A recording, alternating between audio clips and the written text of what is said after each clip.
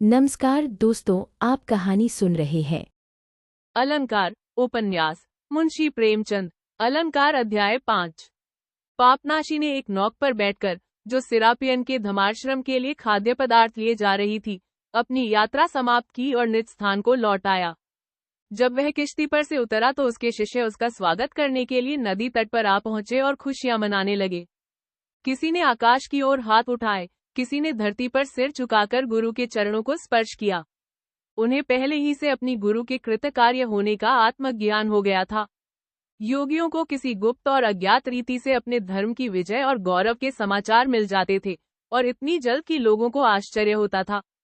यह समाचार भी समस्त धमाश्रमों में, जो उस प्रांत में स्थित थे, आंधी के वेग के साथ फैल गया। जब पापनाशी बलुवे मार्ग पर चला तो उसके शिष्य उसके पीछे पीछे ईश्वर कीर्तन करते हुए चले। लिवियन उस संस्था का सबसे वृद्ध सदस्य था। वह धमोन्मत्त होकर उच्च स्वर से यह स्वरचित गीत गाने लगा, आज का शुभ दिन है कि हमारे पूज्य पिता ने फिर हमें गोद में लिया। वह धर्म का सेहरा सिर बांधे हुए आए हैं, जिसने हमारा गौरव बढ़ा दिया है। क्योंकि पिता का धर्म ही संतान का यथार्थ धन है। हमारे पिता की सुकीर्ति की ज्योति से हमारी कुटियों में प्रकाश फैल गया है। हमारे पिता पापनाशी प्रभु मसीह के लिए नई एक दुल्हन लाए हैं। अपने अलौकिक तेज और सिद्धि से उन्होंने एक काली भेड़ को, जो अंधेरी घाटियों से मारी मारी फिरती थी, उजली भेड़ बना दिया है। इस भांति ईसाई धर्म की ध्वजा फहराते हुए वह फिर हमारे ऊपर हाथ रखने के लिए लौट आए हैं। उन मधुमक्खियों की भांति जो अपने छत्तों से उड़ जाती है और फिर जंगलों से फूलों की मधुसूधा लिए हुए लौटती है। न्यूबिया के मेष की भांति जो अपने ही ऊन का बोझ नहीं उठा सकता। हम आज के दिन आनंदोत्सव मनाएं, अपने भोजन में तेल को चुपड़कर। जब वह लोग पापनाशी की कुटी के द्वार पर आए तो सबके सब घुटने टेक कर बैठ गए और बोले, पूज्य पिता, हमें आशीर्वाद दीजिए और हमें अपनी रोटियों को चुपड़ने के लिए थोड़ा सा तेल प्रदान कीजिए कि हम आपके कुशल पूर्वक लौट आने पर आनंद मनाएं। मूर्ख पॉल अकेला चुपचाप खड़ा रहा। उसने न घाट ही पर आनंद प्रकट किया था और न इस समय जमीन पर गिरा। वह पापनाशी को पहचानता ही न था और सबसे पूछता था, यह कौन आदमी है, लेकिन कोई उसकी ओर ध्यान नहीं देता था, क्योंकि सभी जानते थे कि यद्यपि यह सिद्धि प्राप्त है, पर है ज्ञान शून्य। पापनाशी जब अपनी कुटी में सावधान होकर बैठा तो विचार करने लगा, अंत में मैं अपने आनंद और शांति के उद्दिष्ट स्थान पर पहुंच गया। मैं अपने संतोष से सुरक्षित गमे प्रविष्ट हो गया। लेकिन यह क्या बात है कि यह तिनकों का झोपड़ा जो मुझे इतना प्रिय है, मुझे मित्र भाव से नहीं देखता और दीवारें मुझसे हर्षित होकर नहीं कहती, तेरा आना मुबारक हो। मेरी अनुपस्थिति में यहाँ किसी प्रकार का अंतर होता हुआ नहीं दिख पड़ता। झोपड़ा जो का त्यों है, यही पुरानी मेज और मेरी पुरानी खाट है। वह मसालों से भरा सिर है, जिसने कितनी ही बार मेरे मन में पवित्र विचारों की प्रेरणा की है। वह पुस्तक रखी हुई है जिसके द्वारा मैंने सैकड़ों बार ईश्वर का स्वरूप देखा है। तिस पर भी यह सभी चीजें न जाने क्यों मुझे अपरिचिति जान पड़ती है, इनका वह स्वरूप नहीं रहा। ऐसा प्रतीत होता है कि उनकी स्वाभाविकता शोभा का अपहरण हो गया है, मानो मुझ पर उनका स्नेह ही नहीं रहा। और मैं पहली ही बार उन्हें देख रहा हूँ। जब मैं इस मेज और इस पलंग पर, जो मैंने किसी समय अपने हाथों से बनाए थे, इन मसालों से सूखा खोपड़ी पर, इस भोजपत्र के पुलिंदों पर जिन पर ईश्वर के पवित्र वाक्य अंकित हैं, निगाह डालता हूँ तो मुझे ऐसा ज्ञात होता है कि यह सब किसी मृत प्राणी की वस्तुएं हैं। इनसे इतना घनिष्ठ संबंध होने पर भी, इनसे रात दिन का संग रहने पर भी मैं अब इन्हें पहचान नहीं सकता। यह सब चीजें ज्यों की त्यों हैं, इनमें जरा भी परिवर्तन नहीं हुआ। अतः मुझ में ही परिवर्तन हो गया है। मैं जो पहले था वह अब नहीं रहा। मैं कोई और ही प्राणी हूँ। मैं ही मृत आत्मा हूँ। हे भगवान, यह क्या रहस्य है? मुझ में से कौन सी वस्तु लुप्त हो गई है? मुझ में अब क्या शेष रह गया है? मैं कौन हूँ? और सबसे बड़ी आशंका की बात यह थी कि मन को बार बार इस शंका की निमूलता का विश्वास दिलाने पर भी उसे ऐसा भाषित होता था कि उसकी कुटी बहुत तंग हो गई। यद्यपि धार्मिक भाव से उसे इस स्थान को अनंत समझना चाहिए था, क्योंकि अनंत का भाग भी अनंत ही होता है, क्योंकि यहीं बैठकर वह ईश्वर की अनंतता में विलीन हो जाता था। उसने इस शंका के दमनाट धरती पर सिर रखकर ईश्वर की प्रार्थना की और इससे उसका चित्त शांत हुआ। उसे प्रार्थना करते हुए 1 घंटा भी न हुआ होगा कि थायस की छाया उसकी आंखों के सामने से निकल गई। उसने ईश्वर को धन्यवाद देकर कहा, प्रभु मसीह, तेरी ही कृपा से मुझे उसके दर्शन हुए। यह तेरी असीम दया और अनुग्रह है, इसे मैं स्वीकार करता हूँ। तू उस प्राणी को मेरे सम्मुख भेजकर, जिसे मैंने तेरी भेंट किया है, मुझे संतुष्ट, प्रसन्न और आश्वस्त करना चाहता है। तू उसे मेरी आंखों के सामने प्रस्तुत करता है, क्योंकि अब उसकी मुस्कान, शास्त्र, उसका सौंदर्य निष्कलंक और उसके हाव भाव उद्देश्यहीन हो गए हैं। मेरे दयालु पतित पावन प्रभु, तू मुझे प्रसन्न करने के निमित्त उसे मेरे सम्मुख उसी शुद्ध और परिमार्जित स्वरूप में लाता है जो मैंने तेरी इच्छाओं के अनुकूल उसे दिया है, जैसे एक मित्र प्रसन्न होकर दूसरे मित्र को उसके दिए हुए उपहार की याद दिलाता है। इस कारण मैं इस स्त्री को देखकर आनंदित होता हूँ, क्योंकि तू ही इसका परीक्षक है। तू इस बात को नहीं भूलता कि मैंने उसे तेरे चरणों पर समीपत किया है। उससे तुझे आनंद प्राप्त होता है, इसलिए उसे अपनी सेवा में रख और अपने सिवाय किसी अन्य प्राणी को उसके सौंदर्य से मुग्ध न होने दे। उसे रात भर नींद नहीं आई और थायस को उसने उससे भी स्पष्ट रूप में देखा जैसे परियों के कुंज में देखा था। उसने इन शब्दों में अपनी आत्मस्तुति की, मैंने जो कुछ किया है, ईश्वर ही के निमित्त किया है। लेकिन इस आश्वासन और प्रार्थना पर भी उसका हृदय विकल था। उसने आह भरकर कहा, मेरी आत्मा, तू क्यों इतनी शोकासक्त है और क्यों मुझे यह यातना दे रही है? अब भी उसके चित्त की उद्विग्नता शांत न हुई। 3 दिन तक वह ऐसे महान शोक और दुख की अवस्था में पड़ा रहा जो एकांतरवासी योगियों की दुस्सह परीक्षाओं का पूर्व लक्षण है। थायस की सूरत 8वां पहर उसकी आंखों के आगे फिरा करती। वह इसे अपनी आंखों के सामने से हटाना भी न चाहता था, क्योंकि अब तक वह समझता था कि यह मेरे ऊपर ईश्वर की विशेष कृपा है और वास्तव में यह एक योगिनी की मूर्ति है। लेकिन एक दिन प्रभात की सुषुप्तावस्था में उसने थायस को स्वप्न में देखा। उसके केशों पर पुष्पों का मुकुट विराज रहा था और उसका माधुर्य ही भयावह ज्ञात होता था कि वह भयभीत होकर चीख उठा और जागा तो ठंडे पसीने से तर था, मानो बर्फ के कुंड में से निकला हो। उसकी आंखें भय की निद्रा से भारी हो रही थी कि उसे अपने मुख पर गर्म सांसों के चलने का अनुभव हुआ। एक छोटा सा गीदड़ उसकी चारपाई की पट्टी पर दोनों अगले पैर रखे हौंफ कर अपनी दुर्गंध युक्त सांसें उसके मुख पर छोड़ रहा था और उसे दांत निकाल कर दिखा रहा था। पापनाशी को अत्यंत विस्मय हुआ। उसे ऐसा जान पड़ा, मेरे पैरों के नीचे की जमीन धंस गई। और वास्तव में वह पतित हो गया था। कुछ देर तक तो उसमें विचार करने की शक्ति ही न रही और जब वह फिर सचेत भी हुआ तो ध्यान और विचार से उसकी अशांति और भी बढ़ गई। उसने सोचा, इन 2 बातों में से एक बात है, या तो वह स्वप्न की भांति ईश्वर का प्रेरित किया हुआ था और शुभ स्वप्न था, और यह मेरी स्वाभाविक दुर्बुद्धि है जिसने उसे यह भयंकर रूप दे दिया है, जैसे गंदे प्याले में अंगूर का रस खट्टा हो जाता है। मैंने अपने अज्ञानवश ईश्वरीय आदेश को ईश्वरीय तिरस्कार का रूप दे दिया और इस गीदड़ रूपी शैतान ने मेरी शंकान्वित दशा से लाभ उठाया, अथवा इस स्वप्न का प्रेरक ईश्वर नहीं, पिशाच था। ऐसी दशा में यह शंका होती है कि पहले के स्वप्नों को देवकृत समझने में मेरी भ्रांति थी। सारांश यह है कि इस समय मुझ में वह धर्माधर्म का ज्ञान नहीं रहा जो तपस्वी के लिए परमावश्यक है और जिसके बिना उसके पग पग पर ठोकर खाने की आशंका रहती है कि ईश्वर मेरे साथ नहीं रहा, जिसके कुफल में भोग रहा हूँ, यद्यपि उसके कारण नहीं निश्चित कर सकता। इस भांति तर्क करके उसने बड़ी ग्लानि के साथ जिज्ञासा की, दयालु पिता, तू अपने भक्त से क्या प्रायश्चित कराना चाहता है? यदि उसकी भावनाएं ही उसकी आंखों पर पर्दा डाल दे, दुर्भावनाएं ही उसे व्यथित करने लगे, मैं क्यों ऐसे लक्षणों का स्पष्टीकरण नहीं कर देता जिसके द्वारा मुझे मालूम हो जाया करे कि तेरी इच्छा क्या है और क्यों तेरे प्रतिपक्षी की। किंतु ईश्वर ने, जिसकी माया अभेद्य है, अपने इस भक्त की इच्छा पूरी न की और उसे आत्मज्ञान न प्रदान किया, तो उसने शंका और भ्रांति वशीभूत होकर निश्चय किया, अब मैं थायस की ओर मन को जाने ही न दूंगा। लेकिन उसका यह प्रयत्न निष्फल हुआ। उससे दूर रहकर भी थायस न्याय उसके साथ रहती थी। जब वह कुछ परीता था, ईश्वर का ध्यान करता था, तो वह सामने बैठी उसकी ओर ताकती रहती। वह जिधर निगाह डालता, उसे उसी की मूर्ति दिखाई देती, यहाँ तक कि उपासना के समय भी वह उससे जुदा न होती। जो ही वह पापनाशी के कल्पना क्षेत्र में पदार्पण करती, वह योगी के कानों में कुछ धीमी आवाज सुनाई देती, जैसी स्त्रियों के चलने के समय उनके वस्त्रों से निकलती है, और इन छायाओं में यथार्थ से भी अधिक स्थिरता होती थी। स्मृतिचित्र अस्थिर, आज्ञिक और अस्पष्ट होता है। इसके प्रतिकूल एकांत में जो छाया उपस्थित होती है, वह स्थिर और सुदीर्घ होती है।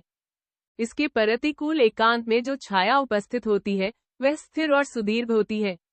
वह नाना प्रकार के रूप बदलकर उसके सामने आती, कभी मलिन वदन केशों में अपनी अंतिम पुष्पमाला गूंथे, वही सुनहरे काम के वस्त्र धारण किए जो उसने इस्कंद्रिया में कोटा के परितिभोज के अवसर पर पहने थे, कभी महीन वस्त्र पहने परियों के कुंज में बैठी हुई, कभी मोटा कुर्ता पहने, विरक्त और आध्यात्मिक आनंद से विकसित, कभी शोक में डूबी आंखें मृत्यु की भयंकर आशंकाओं से डबाई हुई, अपना आवरणहीन हृदय स्थल खोले, जिस पर आहत हृदय से रक्तधारा प्रवाहित होकर जम गई थी।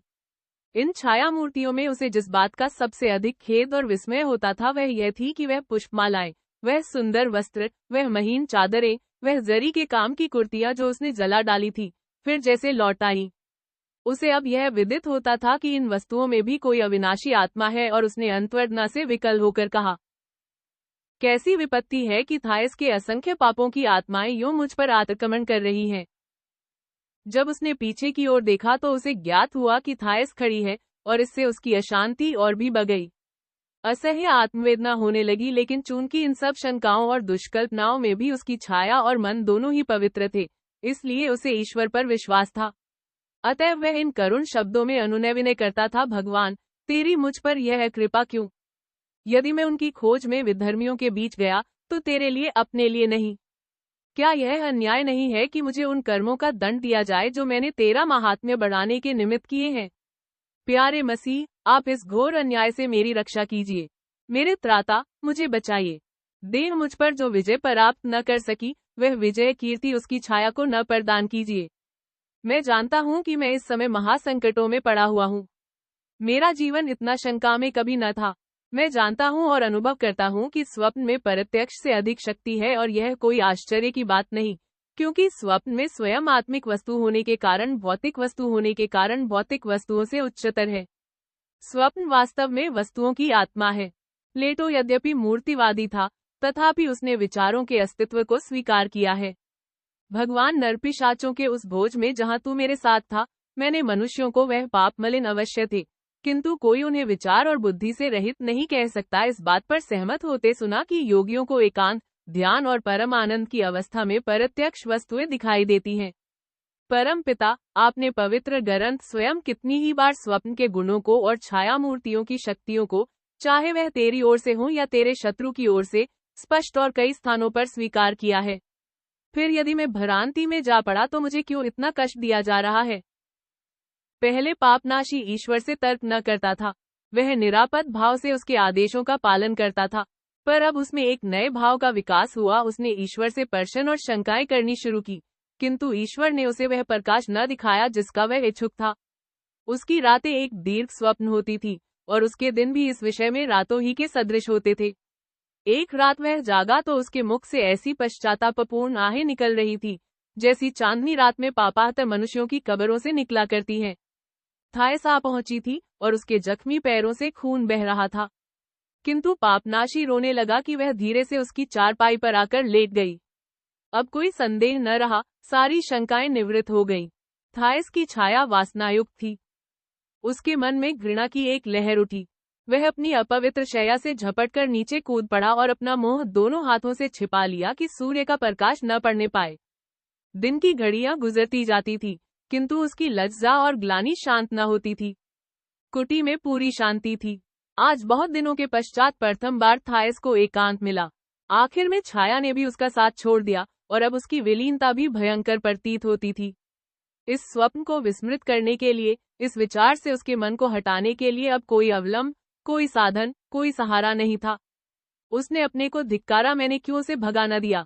मैंने अपने को उसके घृणित आलिंगन और तापमय करों से क्यों न छुड़ा लिया? अब वह उस भ्रष्ट चारपाई के समीप ईश्वर का नाम लेने का भी साहस न कर सकता था, और उसे यह भय होता था कि कुटी के अपवित्र हो जाने के कारण पिशाचगण स्वेच्छानुसार अंदर प्रविष्ट हो जाएंगे। उनके रोकने का मेरे पास अब कौन सा मंत्र रहा, और उसका भय निमूर न था। वह सातों गीदड़ जो कभी उसकी चौखट के भीतर न आ सके थे, अब कतार बांधकर आए और भीतर आकर उसके पलंग के नीचे छिप गए। संध्या प्रार्थना के समय एक और 8वां गीदड़ भी आया, जिसकी दुर्गंध असह्य थी। दूसरे दिन 9वां गीदड़ भी उनमें आ मिला, और उनकी संख्या बढ़ते बढ़ते 30 से 60 और 60 से 80 तक पहुंच गई।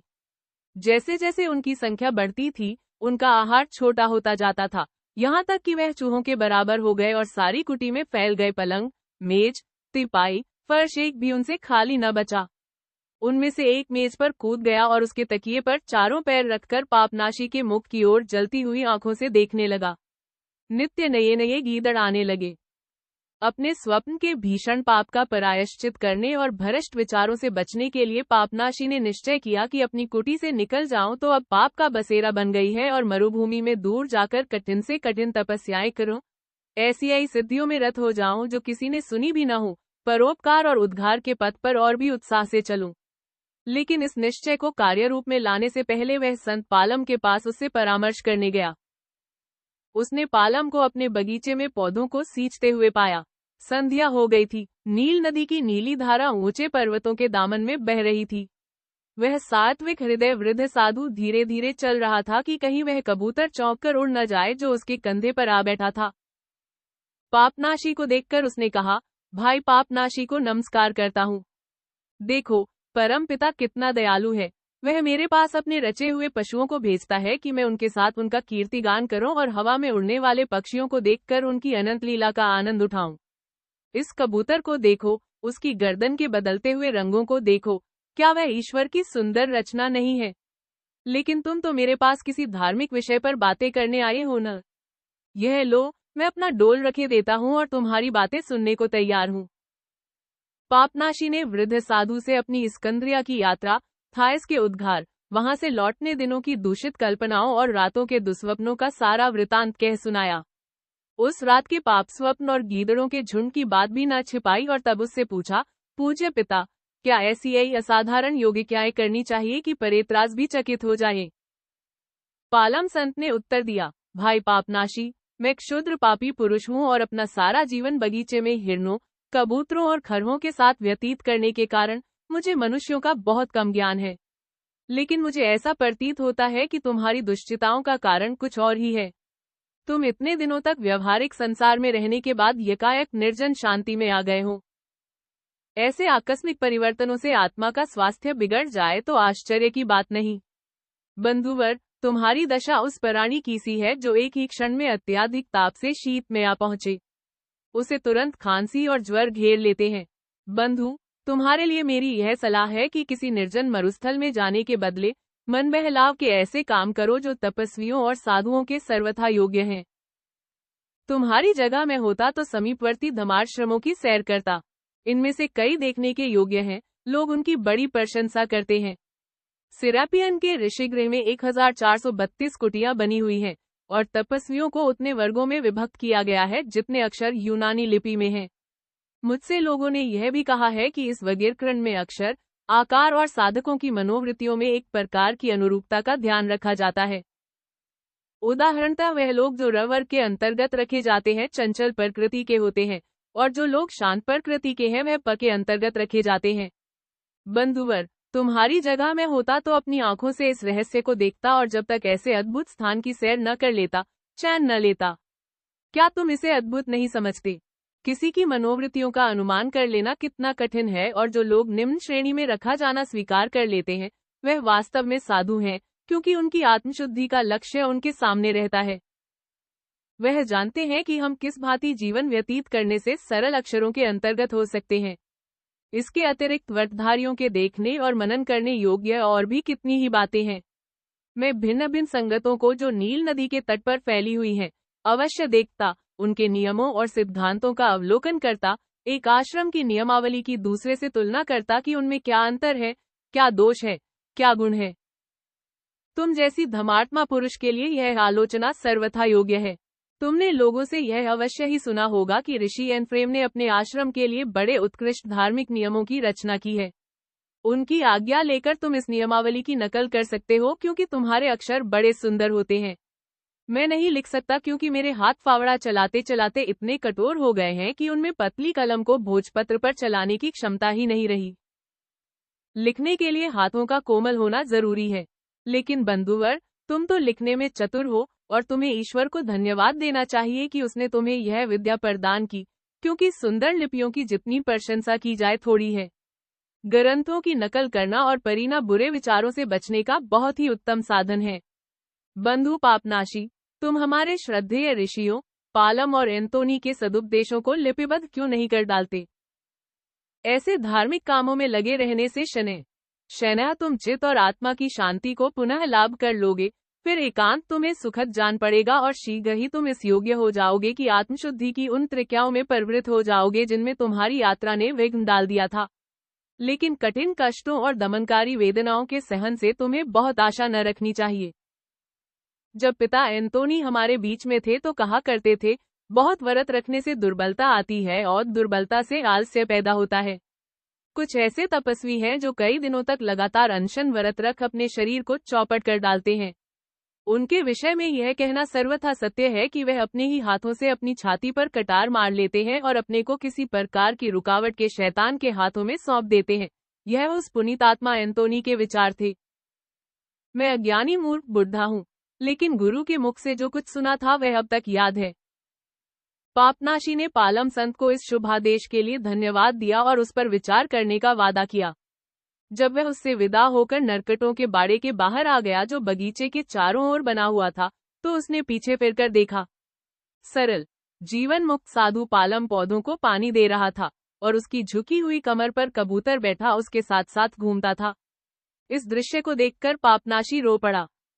अपनी कुटी में जाकर उसने एक विचित्र दृश्य देखा। ऐसा जान पड़ता था कि अगणित बालुकरण किसी प्रचंड आंधी से उड़कर कुटी में फैल गए हैं। जब उसने जरा ध्यान से देखा तो प्रत्येक बालुकरण यथार्थ में एक अति सूक्ष्म आकार का गीदड़ था। सारी कुटी श्रृंगालमय हो गई थी। उसी रात को पापनाशी ने स्वप्न देखा कि एक बहुत ऊंचा पत्थर का स्तंभ है, जिसके शिखर पर एक आदमी का चेहरा दिखाई दे रहा है। उसके कान में कहीं से यह आवाज आई, इस स्तंभ पर चढ़। पापनाशी जागा तो उसे निश्चय हुआ कि यह स्वप्न मुझे ईश्वर की ओर से हुआ है। उसने अपने शिष्यों को बुलाया और उनको इन शब्दों में संबोधित किया, प्रिय पुत्रों, मुझे आदेश मिला है कि तुमसे फिर विदा मांगूं और जहां ईश्वर ले जाए वहां जाऊं। मेरी अनुपस्थिति में लेवियन की आज्ञाओं को मेरी ही आज्ञाओं की भांति मानना और बंधु पालम की रक्षा करते रहना। ईश्वर तुम्हें शांति दे। नमस्कार। जब वह चला तो उसके सभी शिष्य साष्टांग दंडवत करने लगे और जब उन्होंने सिर उठाया तो उन्हें अपने गुरु की लसबी श्याममूर्ति क्षितिज में विलीन होती हुई दिखाई दी। वह रात और दिन अविश्रांत चलता रहा, यहाँ तक कि वह उस मंदिर में जा पहुंचा जो प्राचीन काल में मूर्ति पूजकों ने बनाया था और जिसमें वह अपनी विचित्र पूर्व यात्रा में एक रात सोया था। अब इस मंदिर का भग्नावशेष मात्र रह गया था और सर्प, बिच्छू, चमगादड़ आदि जंतुओं के अतिरिक्त प्रेत भी इसमें अपना अड्डा बनाए हुए थे। दीवारें जिन पर जादू के चिन्ह बने हुए थे, अभी तक खड़ी थी। 30 बृहदाकार स्तंभ जिनके शिखरों पर मनुष्य के सिर अथवा कमल के फूल बने हुए थे, अभी तक एक भारी चबूतरे को उठाए हुए थे। लेकिन मंदिर के एक सिरे पर एक स्तंभ इस चबूतरे के बीच से सरक गया था और अब अकेला खड़ा था। इसका कलश एक स्त्री को मुस्कुराता हुआ मुखमंडल था। उसकी आंखें लंबी थी, कपोल भरे हुए, और मस्तक पर गाय की सींगें थी। पापनाशी ने स्तंभ को देखते ही पहचान गया कि यह वह स्तंभ है जिसे उसने स्वप्न में देखा था और उसने अनुमान किया कि इसकी ऊंचाई 32 हाथों से कम न होगी। वह निकट गांव में गया और उतनी ही ऊंची एक सीढ़ी बनाई और जब सीढ़ी तैयार हो गई तो वह स्तंभ से लगाकर खड़ी की गई। वह उस पर जा और शिखर पर जाकर उसने भूमि पर मस्तक नवाकर यूं प्रार्थना की, भगवान, यही वह स्थान है जो तूने मेरे लिए बताया है। मेरी परम इच्छा है कि मैं यहीं तेरी दया की छाया में जीवन पर्यंत रहूं। वह अपने साथ भोजन की सामग्रियां न लाया था। उसे भरोसा था कि ईश्वर मेरी सुधि अवश्य लेगा और यह आशा थी कि गांव के भक्तिपरायण जन मेरे खाने पीने का प्रबंध कर देंगे और ऐसा भी। दूसरे दिन तीसरे पहर स्त्रियां अपने बालकों के साथ रोटियां, छुहारे और ताजा पानी लिए हुए आईं, जिसे बालकों ने स्तंभ के शिखर पर पहुंचा दिया। स्तंभ का कलश इतना चौड़ा न था कि पापनाशी उस पर पैर फैलाकर लेट सकता, इसलिए वह पैरों को नीचे ऊपर किए सिर छाती पर रखकर सोता था और निद्रा जागृत रहने से भी अधिक कष्टदायक थी। प्रातःकाल उकाब अपने पैरों से उसे स्पर्श करता था और वह निद्रा, भय तथा अंगवेदना से पीड़ित उठ बैठता था। संयोग से जिस बई ने यह सी बनाई थी वह ईश्वर का भक्त था। उसे यह देखकर चिंता हुई कि योगी को वर्षा और धूप से कष्ट हो रहा है, और इस भय से कि कहीं निद्रा में वह नीचे न गिर पड़े, उस पुण्यात्मा पुरुष ने स्तंभ के शिखर पर छत और कठघरा बना दिया। थोड़े ही दिनों में उस असाधारण व्यक्ति की चचार गांवों में फैलने लगी और रविवार के दिन श्रमजीवियों के दल अपनी स्त्रियों और बच्चों के साथ उसके दर्शनार्थ आने लगे। पापनाशी के शिष्यों ने जब सुना कि गुरुजी ने इस विचित्र स्थान में शरण ली है तो वह चकित हुए और उसकी सेवा में उपस्थित होकर उससे स्तंभ के नीचे अपनी कुटिया बनाने की आज्ञा प्राप्त की। नित्य प्रति प्रातःकाल वह आकर अपने स्वामी के चारों ओर खड़े हो जाते और उसके सदुपदेश सुनते थे। वह उन्हें सिखाता था, प्रिय पुत्रों, उन्हीं नन्हे बालकों के समान बन रहो जिन्हें प्रभु मसीह प्यार किया करते थे। वही मुक्ति का मार्ग है। वासना ही सब पापों का मूल है। वह वासना से उसी भांति उत्पन्न होते हैं जैसे संतान पिता से। अहंकार, लोभ, आलस्य, त्रकोध और ईर्ष्या उनकी प्रिय संतान है। मैंने स्कंद्रिया में यही कुटिल व्यापार देखा।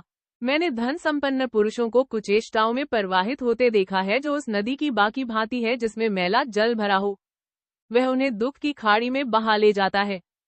एफ्राइम और सिरापियन के अधिष्ठाताओं ने इस अद्भुत तपस्या का समाचार सुना तो उसके दर्शनों से अपने नेत्रों को कृतार्थ करने की इच्छा प्रकट की। उनकी नौक के त्रिकोण पालों को दूर से नदी में आते देखकर पापनाशी के मन में अनिवार्यतः यह विचार उत्पन्न हुआ कि ईश्वर ने मुझे एकांत से भी योगियों के लिए आदर्श बना दिया है। दोनों महात्माओं ने जब उसे देखा तो उन्हें बड़ा कुतूहल हुआ और आपस में परामर्श करके उन्होंने सर्वसम्मति से ऐसी अमानुषिक को तपस्या का त्याज्य ठहराया। अतएव उन्होंने पापनाशी से नीचे उतर आने का अनुरोध किया। वह बोला, यह जीवन प्रणाली परंपरागत व्यवहार के सर्वथा विरुद्ध है। धर्म सिद्धांत इसकी आज्ञा नहीं देते। लेकिन पापनाशी ने उत्तर दिया, योगी जीवन के नियमों और परंपरागत व्यवहारों की परवाह नहीं करता। योगी स्वयं असाधारण व्यक्ति होता है, इसलिए यदि उसका जीवन भी असाधारण हो तो आश्चर्य की क्या बात है। मैं ईश्वर की प्रेरणा से यहाँ चाहूँ उसी के आदेश से उतरूंगा। नित्य प्रति धर्म के इच्छुक आकर पापनाशी के शिष्य बनते और उसी स्तंभ के नीचे अपनी कुटिया बनाते थे। उनमें से कई शिष्यों ने अपने गुरु का अनुकरण करने के लिए मंदिर के दूसरे स्तंभों पर चढ़कर तप करना शुरू किया। पर जब उनके अन्य सहचरों ने इसकी निंदा की और वह स्वयं धूप और कष्ट न सह सके तो नीचे उतर आए। देश के अन्य भागों से पापियों और भक्तों के जत्थे आने लगे। उनमें से कितने ही बहुत दूर से आते थे। उनके साथ भोजन की कोई वस्तु न होती थी। एक वृद्धा विधवा को सूझी कि उनके हाथ ताज़ा पानी, खरबूजे आदि फल बेचे जाए तो लाभ हो। स्तंभ के समीप ही उसने मिट्टी के कुल्हड़ जमा किए।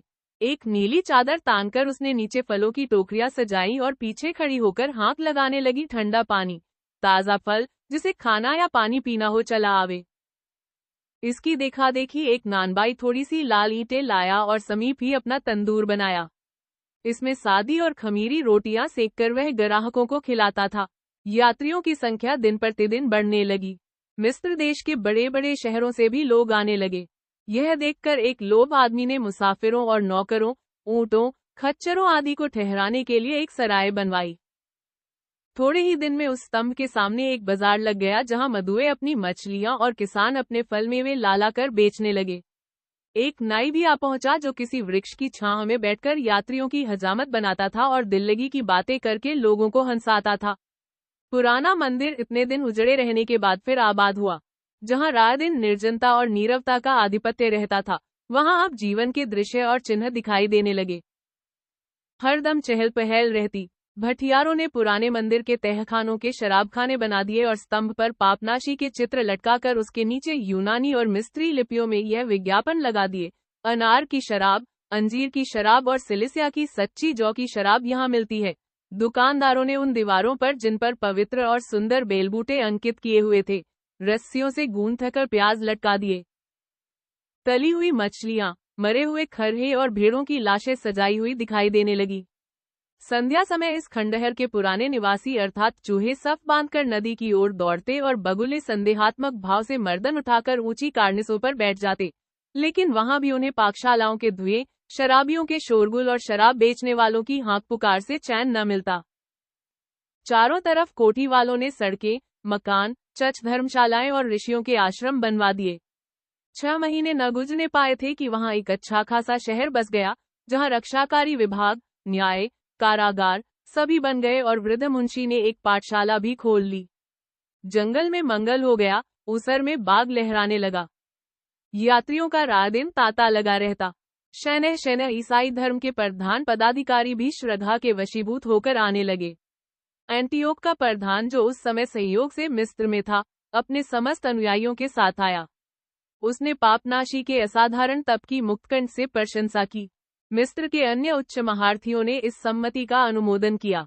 एफ्राइम और सिरापियन के अध्यक्षों ने यह बात सुनी तो उन्होंने पापनाशी के पास आकर उसके चरणों पर सिर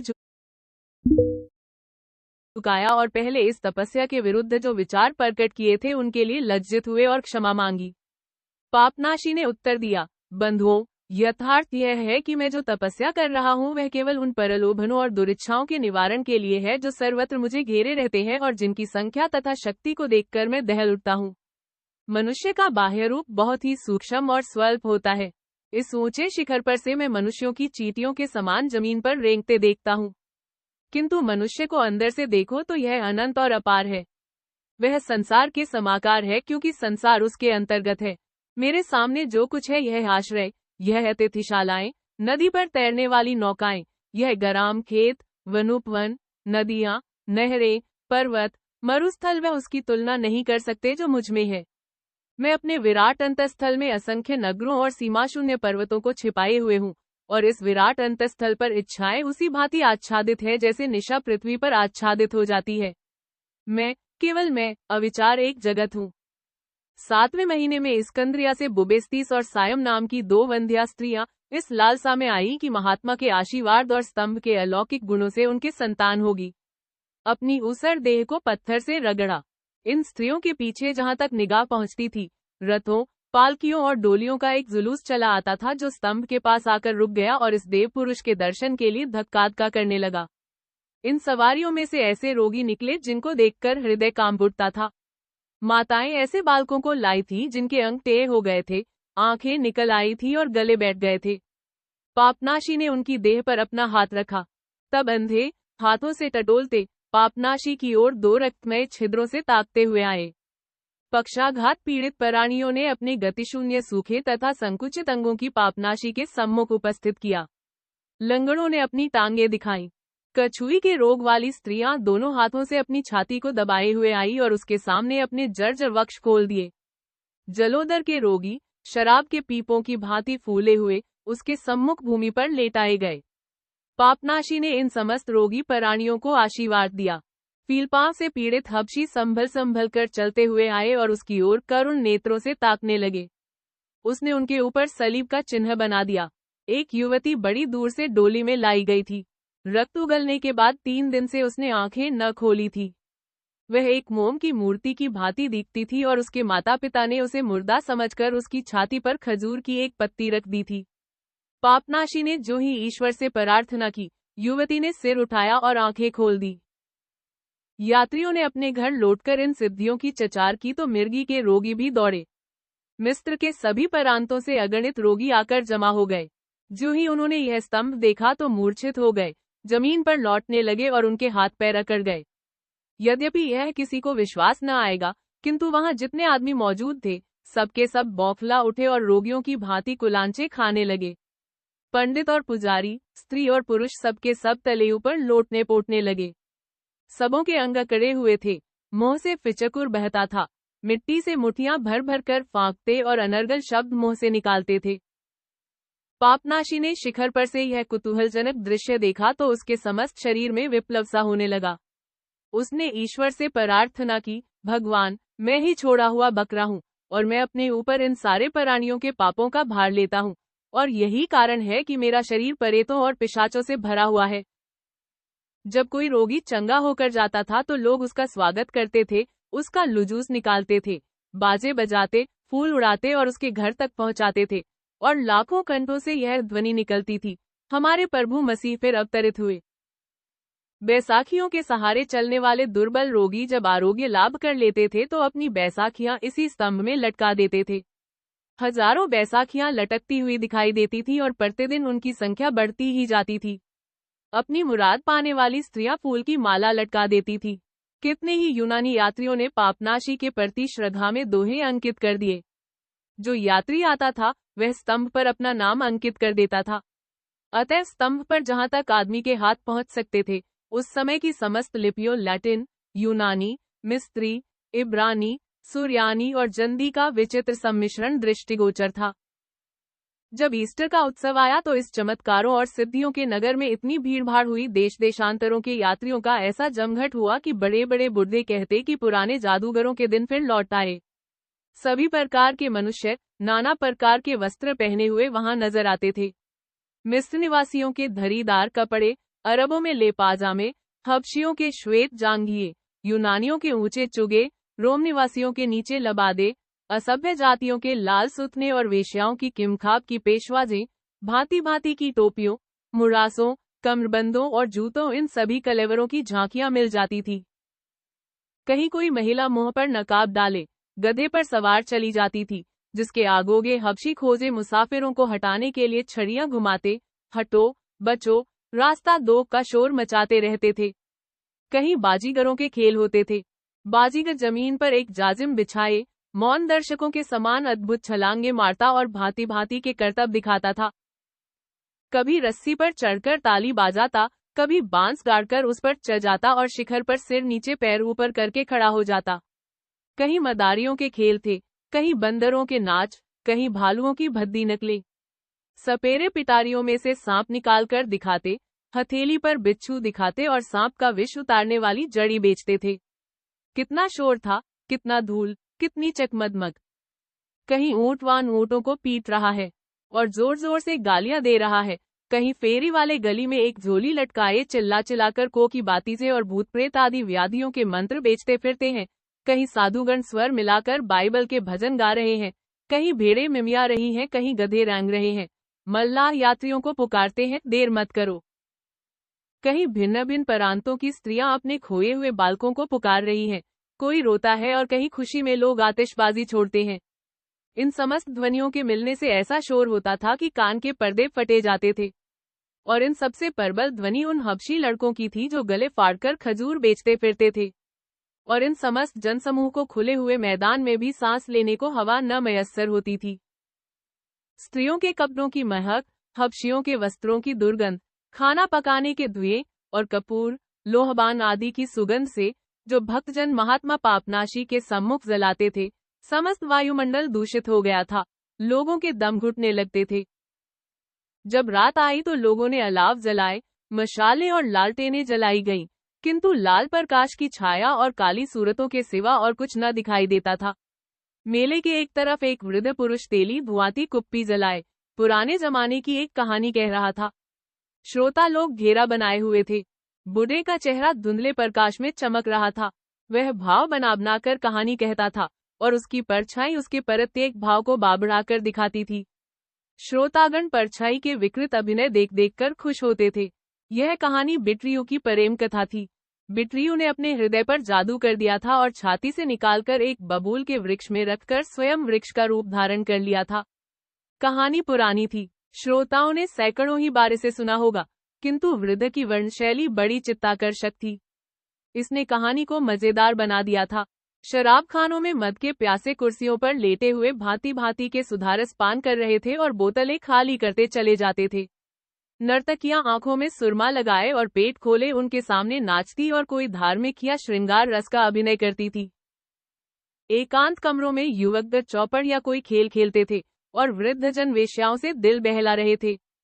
इन समस्त दृश्यों के ऊपर वह अकेला, स्थिर, अटल स्तंभ खड़ा था। उसका गोरूपी कलश प्रकाश की छाया में मुंह फैलाए दिखाई देता था और उसके ऊपर पृथ्वी काश के मध्य पापनाशी अकेला बैठा हुआ यह दृश्य देख रहा था। इतने में चांद ने नल के अंचल में से सिर निकाला। पहाड़ियां नीले प्रकाश में चमक उठी और पापनाशी को ऐसा भासित हुआ मानो थायस की सजीव मूर्ति नाचते हुए जल के प्रकाश में चमकती नीले गगन में निरालंब खड़ी है। दिन गुजरते जाते थे और पापनाशी ज्यों का त्यों स्तंभ पर आसन जमाए हुए था। वर्षा काल आया तो आकाश का जल लकड़ी की छत से टपक टपक उसे भिगोने लगा। इससे सर्दी खाकर उसके हाथ पांव अकड़ उठे, हिलना डोलना मुश्किल हो गया। उधर दिन को धूप की जलन और रात को ओस की शीत खाते खाते उसके शरीर की खाल फटने लगी और समस्त देह में घाव, छाले और गिल्टियां पड़ गईं। लेकिन थायस की इच्छा अब भी उसके अंतःकरण में व्याप्त थी और वह अंतर्वेदना से पीड़ित होकर चिल्ला उठता था, भगवान, मेरी ओर भी सांसत कीजिए। और भी यातनाएं अभी पीछे पड़ी हुई हैं, विनाश वासनाएं अभी तक मन का मंथन कर रही हैं। भगवान, मुझ पर प्राणी मात्र की विषय वासनाओं का भार रख दीजिए, उन सबों को पराश्चित करूंगा। यद्यपि यह असत्य है कि यूनानी कुतिये ने समस्त संसार का पाप भार अपने ऊपर लिया था, जैसा मैंने किसी समय एक मिथ्यावादी मनुष्य को कहते सुना था, लेकिन उस कथा में कुछ आशय अवश्य छिपा हुआ है जिसकी सच्चाई अब मेरी समझ में आ रही है, क्योंकि इसमें कोई संदेह नहीं है कि जनता के पाप धर्मात्माओं की आत्माओं में प्रविष्ट होते हैं और वे इस भांति विलीन हो जाते हैं मानो कुएं में गिरे पड़े हों।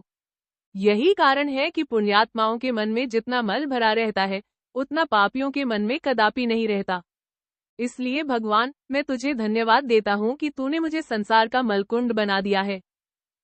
एक दिन उस पवित्र नगर में यह खबर उड़ी और पापनाशी के कानों में भी पहुंची कि एक उच्च राज्य पदाधिकारी, जो इस्कंदरिया की जल सेना का अध्यक्ष था, शीघ्र ही उस शहर की सैर करने आ रहा है, नहीं बल्कि रवाना हो चुका है। यह समाचार सत्य था। वयोवृद्ध कोटा, जो उस साल नील सागर की नदियों और जलमार्गों का निरीक्षण कर रहा था, कई बार इस महात्मा और इस नगर को देखने की इच्छा प्रकट कर चुका था।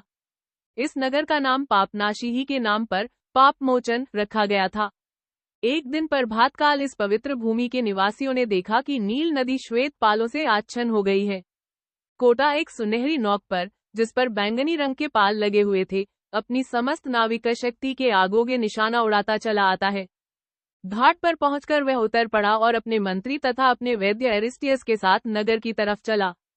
मंत्री के हाथ में नदी के मानचित्र आदि थे और वैद्य से कोटा स्वयं बातें कर रहा था।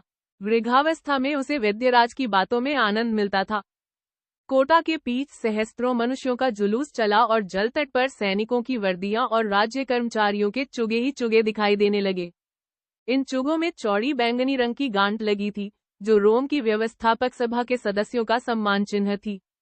कोटा उस पवित्र स्तंभ के समीप रुक गया और महात्मा पापनाशी को ध्यान से देखने लगा। गर्मी के कारण अपने चुगे के दामन से मुंह पर का पसीना वह पोंछता था। वह स्वभाव से विचित्र अनुभवों का परमी था और अपनी जल यात्राओं में उसने कितनी ही अद्भुत बातें देखी थी। वह उन्हें स्मरण रखना चाहता था। उसकी इच्छा थी कि अपना वर्तमान इतिहास ग्रंथ समाप्त करने के बाद अपनी समस्त यात्राओं का वृतांत लिखे और जो जो अनोखी बातें देखी हैं उसका उल्लेख करे। यह दृश्य देखकर उसे बहुत दिलचस्पी हुई। उसने खासकर कहा, विचित्र बात है, और यह पुरुष मेरा मेहमान था। मैं अपने यात्रा वृतांत में वह अवश्य लिखूंगा। हाँ, गत वर्ष इस पुरुष ने मेरे यहाँ दावत खाई थी और उसके एक ही दिन बाद एक वेश्या को लेकर भाग गया था। फिर अपने मंत्री से बोला, पुत्र, मेरे पत्रों पर इसका उल्लेख कर दो। इसे स्तंभ की लंबाई चौड़ाई भी दर्ज कर देना। देखना, शिखर पर जो गाय की मूर्ति बनी हुई है उसे न भूलना।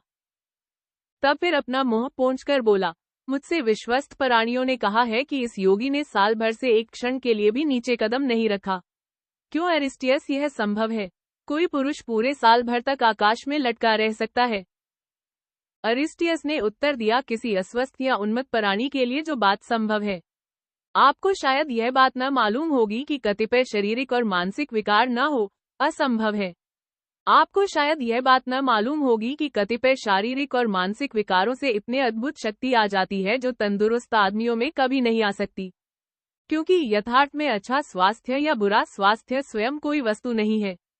वह शरीर के अंग प्रत्यंग की भिन्न भिन्न दशाओं का नामात्र है। रोगों के निदान से मैंने वह बात सिद्ध की है कि वह भी जीवन की आवश्यक अवस्थाएं हैं। मैं बड़े प्रेम से उनकी मीमांसा करता हूँ, इसलिए कि उन पर विजय प्राप्त कर सकूं। उनमें से कई बीमारियां प्रशंसनीय है और उनमें बहिर्विकार के रूप में अद्भुत आरोग्यवर्धक शक्ति छिपी रहती है। उदाहरण, कभी कभी शारीरिक विकारों से बुद्धि शक्तियां परखर हो जाती हैं। बड़े वेग से उनका विकास होने लगता है। आप सिरोन को तो जानते हैं। जब वह बालक था तो वह तुतलाकर बोलता था और मंदबुद्धि था, लेकिन जब एक सीढ़ी पर से गिर जाने के कारण उसकी कपालित्र क्या हो गई तो वह उच्च श्रेणी का वकील निकला, जैसा कि आप स्वयं देख रहे हैं। इस योगी का कोई गुप्त अंग अवश्य ही विकृत हो गया है। इनके अतिरिक्त इस अवस्था में जीवन व्यतीत करना इतनी असाधारण बात नहीं है जितनी आप समझ रहे हैं। आपको भारतवर्ष के योगियों की याद है। वहाँ के योगीगण इसी भांति बहुत दिनों तक निश्चल रह सकते हैं, 1-2 वर्ष नहीं बल्कि 20, 30, 40 वर्षों तक, कभी कभी इससे भी अधिक। यहाँ तक कि मैंने तो सुना है कि वह निर्जल निराहार 100 वर्षों तक समाधिस्थ रहते हैं। कोटा ने कहा, ईश्वर की सौगंध से कहता हूँ, मुझे यह दशा अत्यंत कुतूहलजनक मालूम हो रही है। यह निराले प्रकार का पागलपन है। मैं इसकी प्रशंसा नहीं कर सकता, क्योंकि मनुष्य का जन्म चलने और काम करने के निमित्त हुआ है और उद्योगहीनता साम्राज्य के प्रति अक्षम्य अत्याचार है। मुझे ऐसे किसी धर्म का ज्ञान नहीं है जो ऐसी आपत्तिजनक त्रिक्रियाओं का आदेश करता हो। संभव है एशियाई संप्रदायों में इसकी व्यवस्था हो। जब मैं शाम, सीरिया का सूबेदार था तो मैंने हेरा नगर के द्वार पर एक ऊंचा चबूतरा बना हुआ देखा। एक आदमी साल में 2 बार उस पर चढ़ता था और वहां 7 दिनों तक चुपचाप बैठा रहता था। लोगों को विश्वास था कि यह प्राणी देवताओं से बातें करता था और शाम देश को धनधान्य पूर्ण रखने के लिए उनसे विनय करता था। मुझे यह प्रथा निरर्थक सी जान पड़ी, किंतु मैंने उसे उठाने की चेष्टा नहीं की, क्योंकि मेरा विचार है कि राज्य कर्मचारियों को प्रजा के रीति रिवाजों में हस्तक्षेप न करना चाहिए, बल्कि इनको मर्यादित रखना उनका कर्तव्य है। शासकों की नीति कदापि न होनी चाहिए कि प्रजा को किसी विशेष मत की ओर खींचे, बल्कि उद्धव को उसी मत की रक्षा करनी चाहिए जो प्रचलित हो, चाहे वह अच्छा हो या बुरा, क्योंकि देश, काल और जाति की परिस्थिति के अनुसार ही उसका जन्म और विकास हुआ है। अगर शासन किसी मत को दमन करने की चेष्टा करता है, तो वह अपने को विचारों में त्रिकांतिकारी और व्यवहारों में अत्याचारी सिद्ध करता है, और प्रजा उससे घृणा करे तो सर्वथा क्षम्य है। फिर आप जनता के मिथ्या विचारों का सुधार क्यों कर सकते हैं अगर तुम उनको समझने और उन्हें निरक्षेप भाव से देखने में असमर्थ हैं। अरिस्टोयस, मेरा विचार है कि इस पक्षियों के बसाए हुए मेघनगर को आकाश में लटका रहने दूं। उस पर नैसर्गिक शक्तियों का कोप ही क्या कम है कि मैं भी उसको उजाड़ने में अगर से बनूं। उसके उजाड़ने से मुझे अपयश के सिवा और कुछ हाथ न लगेगा। हाँ, इस आकाश निवासी योगी के विचारों और विश्वासों को लेखबद्ध करना चाहिए। यह कहकर उसने फिर खांसा और अपने मंत्री के कंधे पर हाथ रखकर बोला, पुत्र, नोट कर लो कि ईसाई संप्रदाय के कुछ अनुयायियों के मतानुसार स्तंभों के शिखर पर रहना और वेश्याओं को ले भागना सराहनीय कार्य है। इतना और बादो कि यह प्रथाएं सृष्टि करने वाले देवताओं की उपासना के प्रमाण हैं। ईसाई धर्म ईश्वरवादी होकर देवताओं के प्रभाव को अभी तक नहीं मिटा सका, लेकिन इस विषय में हमें स्वयं इस योगी ही से जिज्ञासा करनी चाहिए। तब फिर उठाकर और धूप से आंखों को बचाने के लिए हाथों की आड़ करके उसने उच्च स्वर में कहा, इधर देखो पापनाशी, अगर तुम अभी यह नहीं भूले हो कि तुम एक बार मेरे मेहमान रह चुके हो तो मेरी बातों का उत्तर दो। तुम वहां आकाश पर बैठे क्या कर रहे हो? तुम्हारे वहां जाने का और रहने का क्या उद्देश्य है? क्या तुम्हारा विचार है कि इस स्तंभ पर चढ़कर तुम देश का कुछ कल्याण कर सकते हो? पापनाशी ने कोटा को केवल प्रतिमा आदि तुच्छ दृष्टि से देखा और उसे कुछ उत्तर देने योग्य न समझा। लेकिन उसका शिष्य लेवियन समीप आकर बोला, मान्यवर, वह ऋषि समस्त भूमंडल के पापों को अपने ऊपर लेता और रोगियों को आरोग्य प्रदान करता है। कोटा, कसम खुदा की, यह तो बड़ी दिल्लगी की बात है। तुम कहते हो अरिस्टियस, यह आकाशवासी महात्मा चिकित्सा करता है। यह तो तुम्हारा प्रतिवादी निकला। तुम ऐसे आकाशरोही वैद्य से कोकर पेश पा सकोगे? अरिस्टियस ने सिर हिलाकर कहा, यह बहुत संभव है कि वह बाजे बाजे रोगों की चिकित्सा करने में मुझसे कुशल हो। उदाहरणतः मिर्गी ही को ले लीजिए। गंवारी बोलचाल में लोग इसे देव रोग कहते हैं, यद्यपि सभी रोग दैवी हैं, क्योंकि उनके सृजन करने वाले तो देवगण ही हैं। लेकिन इस विशेष रोग का कारण अंशतः कल्पना शक्ति में है, और आप यह रोगियों की कल्पना पर जितना प्रभाव डाल सकता है, उतना मैं अपने चिकित्सालय में खरल और दस्ते से औषधियों घोटकर कदापि नहीं डाल सकता। महाशय, कितनी ही गुप्त शक्तियां हैं जो शास्त्र और बुद्धि से कहीं बढ़कर प्रभाव उत्पादक हैं। कोटा, वह कौन शक्तियां हैं? अरिस्टियस, मूर्खता और अज्ञान। कोटा, मैंने अपनी बड़ी बड़ी यात्राओं में भी इससे विचित्र दृश्य नहीं देखा, और मुझे आशा है कि कभी कोई सुयोग्य इतिहास लेखक मोचन नगर की उत्पत्ति का सविस्तार वर्णन करूंगा। लेकिन हम जैसी बहुधंधी मनुष्यों को किसी वस्तु के देखने में, चाहे वह कितना ही कुतूहलजनक क्यों न हो, अपना बहुत समय न गंवाना चाहिए। चलिए अब नहरों का निरीक्षण करें। अच्छा पापनाशी, नमस्कार, फिर कभी आऊंगा। लेकिन अगर तुम फिर कभी पृथ्वी पर उतरो और स्कंद्रिया आने का संयोग हो तो मुझे न भूलना। मेरे द्वार तुम्हारे स्वागत के लिए नित्य खुले हैं। मेरे यहाँ आकर अवश्य भोजन करना। हजारों मनुष्यों ने कोटा के यह शब्द सुने।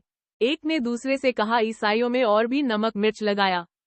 जनता किसी की प्रशंसा बड़े अधिकारियों के मुंह से सुनती है तो उसकी दृष्टि में उस प्रशंसित मनुष्य का आदर सम्मान सद्गुण अधिक हो जाता है। पापनाशी की ओर भी ख्याति होने लगी। सरल हृदय मत्यानुरागियों ने इन शब्दों को और भी परिमार्जित और अतिशयोक्तिपूर्ण रूप दे दिया।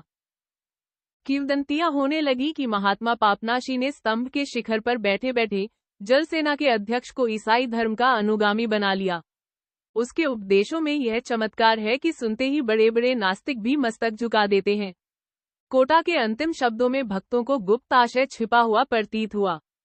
जिस स्वागत की उस उच्च अधिकारी ने सूचना दी थी वह साधारण स्वागत नहीं था। वह वास्तव में एक आध्यात्मिक भोज, एक स्वगीर्य सम्मेलन, एक पालौकिक सहयोग का निमंत्रण था। उस संभाषण की कथा का बड़ा अद्भुत और अलंकृत विस्तार किया गया, और जिन जिन महानुभावों ने यह रचना की उन्होंने स्वयं पहले उस पर विश्वास किया। कहा जाता था कि जब कोटा ने विशद तर्क वितर्क के पश्चात सत्य को अंगीकार किया और प्रभु मसीह की शरण में आया तो एक स्वर्गदूत आकाश से उसके मुंह का पसीना पोंछने आया। यह भी कहा जाता था कि कोटा के साथ उसके वैद्य और मंत्री ने भी ईसाई धर्म स्वीकार किया। मुख्य ईसाई संस्थाओं के अधिष्ठाताओं ने यह अलौकिक समाचार सुना तो ऐतिहासिक घटनाओं में उसका उल्लेख किया।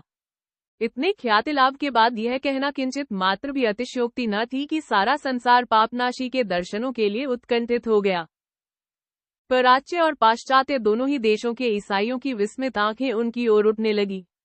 इटली के प्रधान नगरों ने उसके नाम अभिनंदन पत्र भेजे और रोम के कैंसर कॉन्स्टेंटाइन ने, जो ईसाई धर्म का पक्षपाती था, उनके पास एक पत्र भेजा। ईसाई दूत इस पत्र को बड़े आदर सम्मान के साथ पापनाशी के पास लाए। लेकिन एक रात को जब वह नवजात नगर हिम की चादर ओढ़े सो रहा था, पापनाशी के कानों में यह शब्द सुनाई दिए, पापनाशी, तू अपने कर्मों से प्रसिद्ध और अपने शब्दों से शक्तिशाली हो गया है। ईश्वर ने अपनी कीर्ति को उज्जवल करने के लिए तुझे इस सर्वोच्च पद पर पहुंचाया है। उसने तुझे अलौकिक लीलाएं दिखाने, रोगियों को आरोग्य प्रदान करने, नास्तिकों को सन्मार्ग पर लाने, पापियों का उद्धार करने, एरियन के मतानुयायियों के मुख में कालिमा लगाने और ईसाई जगत में शांति और सुख साम्राज्य स्थापित करने के लिए नियुक्त किया है। पापनाशी ने उत्तर दिया, ईश्वर की जैसी आज्ञा। फिर आवाज आई थी, पापनाशी, उठ जा और विधमीर कॉन्स्टेंस को उसके राज्य प्रासाद में सन्मार्ग पर ला, जो अपने पूज्य बंधु कॉन्स्टेंटाइन का अनुकरण न करके एरियस और माज के मिथ्यवाद में फंसा हुआ है। जा, विलंब न कर।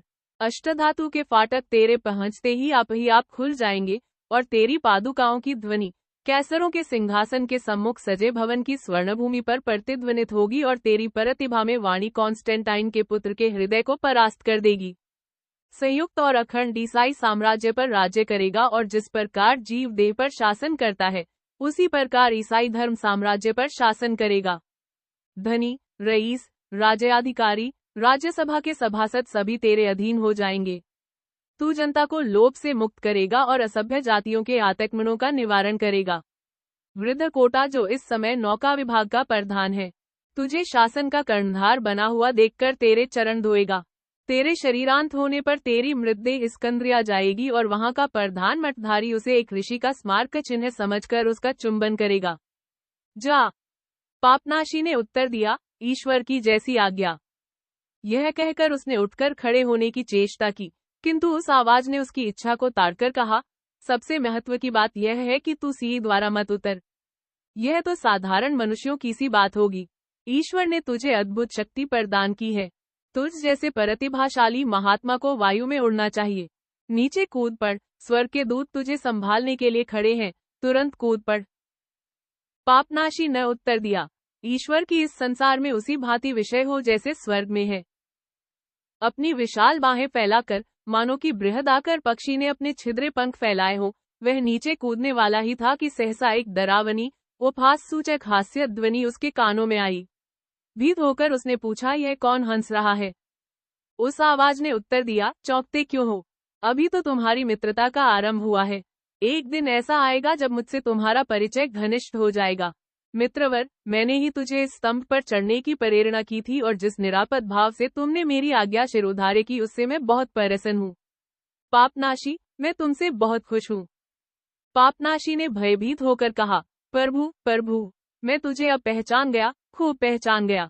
तू ही वह प्राणी है जो प्रभु मसीह को मंदिर के कलश पर ले गया था और भूमंडल के समस्त साम्राज्यों का दिग्दर्शन कराया था। तू शैतान है। भगवान, तुम मुझसे क्यों पराडमुख हो? वह थर थर कांपता हुआ भूमि पर गिर पड़ा और सोचने लगा, मुझे पहले इसका ज्ञान क्यों न हुआ? मैं उन नेत्रहीन, बधिर और अपंग मनुष्यों से भी अभागा हूँ जो नित्य शरण आते हैं।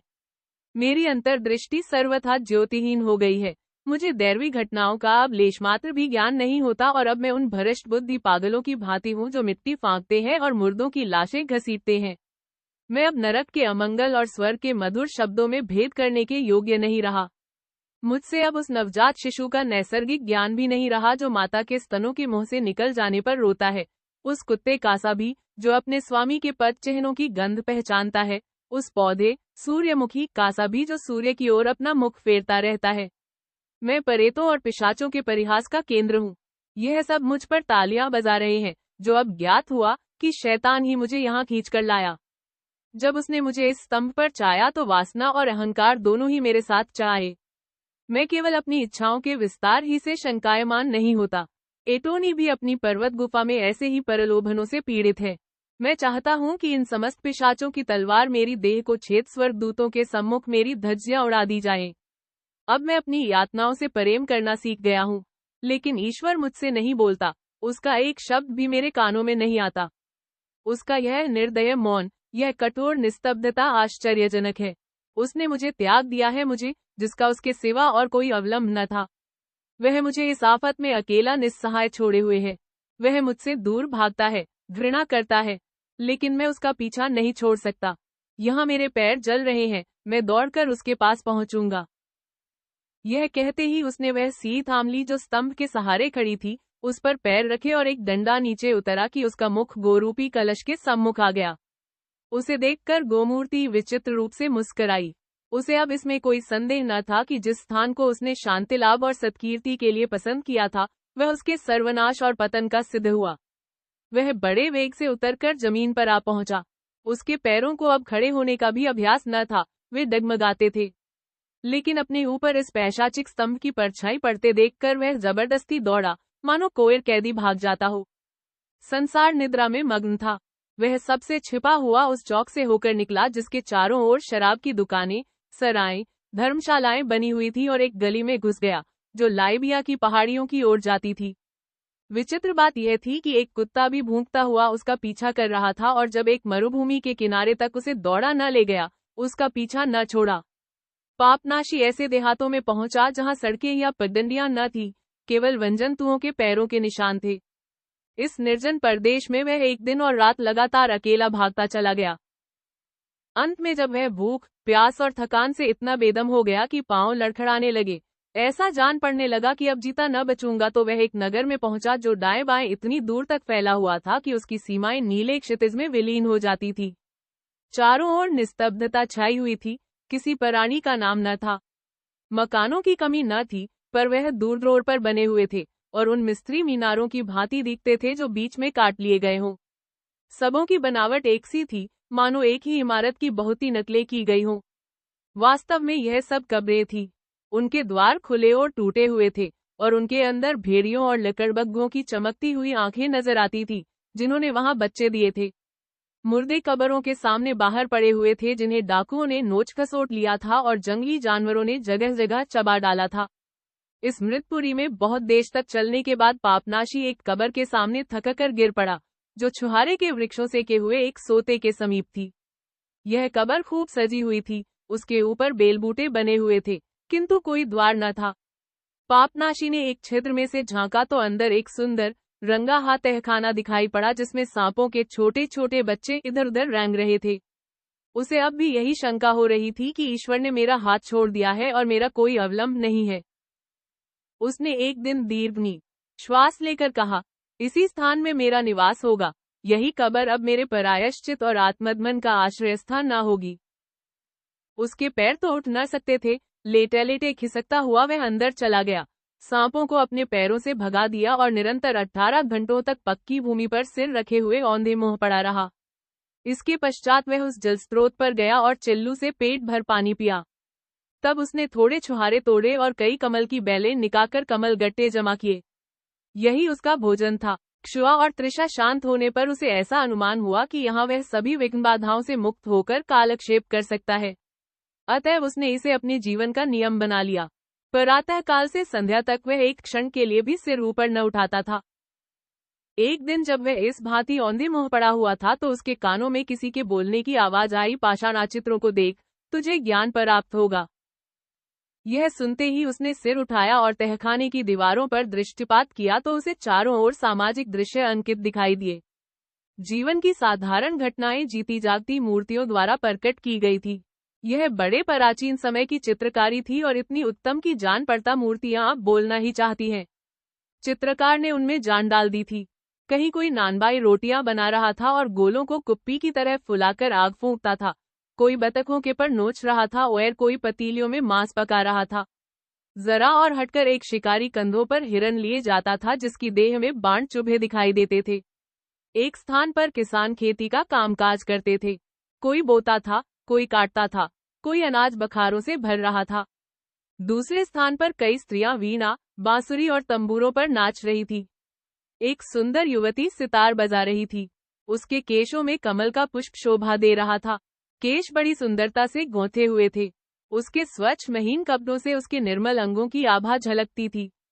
उसके मुख और वक्षस्थल की शोभा अद्वितीय थी। उसका मुख एक ओर को फिरा हुआ था, पर कमल नेत्र सीधे ही ताक रहे थे। सवारंग अनुपम, अद्वितीय, मुग्धकर था। पापनाशी ने उसे देखते ही आंखें नीची कर ली और उस आवाज को उत्तर दिया, तू मुझे इन तस्वीरों का अवलोकन करने का आदेश क्यों देता है? इसमें तेरी क्या इच्छा है? यह सत्य है कि इन चित्रों में प्रतिमा आदि पुरुष के सांसारिक जीवन का अंकन किया गया है, जो यहाँ मेरे पैरों के नीचे एक कुएं की तह में काले पत्थर के संदूक में बंद गड़ा हुआ है। उनसे एक मरे हुए प्राणी की याद आती है, और यद्यपि उनके रूप बहुत चमकीले हैं, पर यथार्थ में वह केवल छाया नहीं, छाया की छाया है, क्योंकि मानव जीवन स्वयं छाया मात्र है। मृतदेह का इतना महत्व, इतना गर्व। उस आवाज ने उत्तर दिया, अब वह मर गया है लेकिन एक दिन जीवित था। लेकिन तू एक दिन मर जाएगा और तेरा कोई निशान न होगा। तू ऐसा मिट जाएगा मानो कभी तेरा जन्म ही नहीं हुआ था। उस दिन से पापनाशी का चित्त आठों पहर चंचल रहने लगा। एक पल के लिए उसे शांति न मिलती। उस आवाज की अविश्रांत ध्वनि उसके कानों में आया करती। सितार बजाने वाली युवती अपनी लंबी पलकों के नीचे सक उसकी ओर टकटकी लगाए रहती। आखिर एक दिन वह भी बोली, पापनाशी, इधर देख, मैं कितनी मायाविनी और रूपवती हूँ। मुझे प्यार क्यों नहीं करता? मेरे प्रेमलिंगन में उस प्रेमदाह को शांत कर दे जो तुझे विकल कर रहा है। मुझसे तू व्यर्थ आशंकित है। तू मुझसे बच नहीं सकता, मेरे प्रेम पाशों से भाग नहीं सकता। मैं नारी सौंदर्य हूँ, हतबुद्धि, मूर्ख। तू मुझसे कहाँ भाग जाने का विचार करता है? तुझे कहाँ शरण मिलेगी?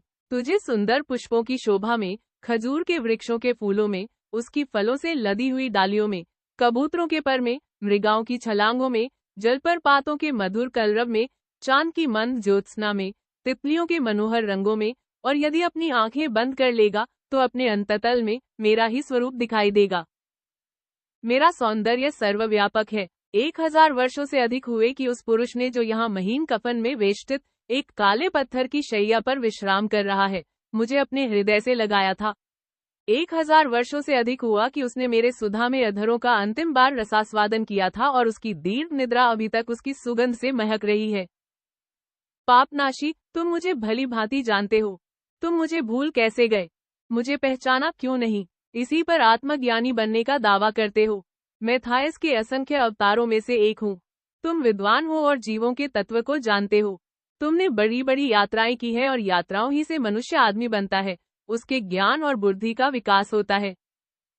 यात्रा के दिनों में बहुधा इतनी नवीन वस्तुएं देखने में आ जाती हैं, जितनी घर पर बैठे हुए 10 वर्ष में भी न आएंगी।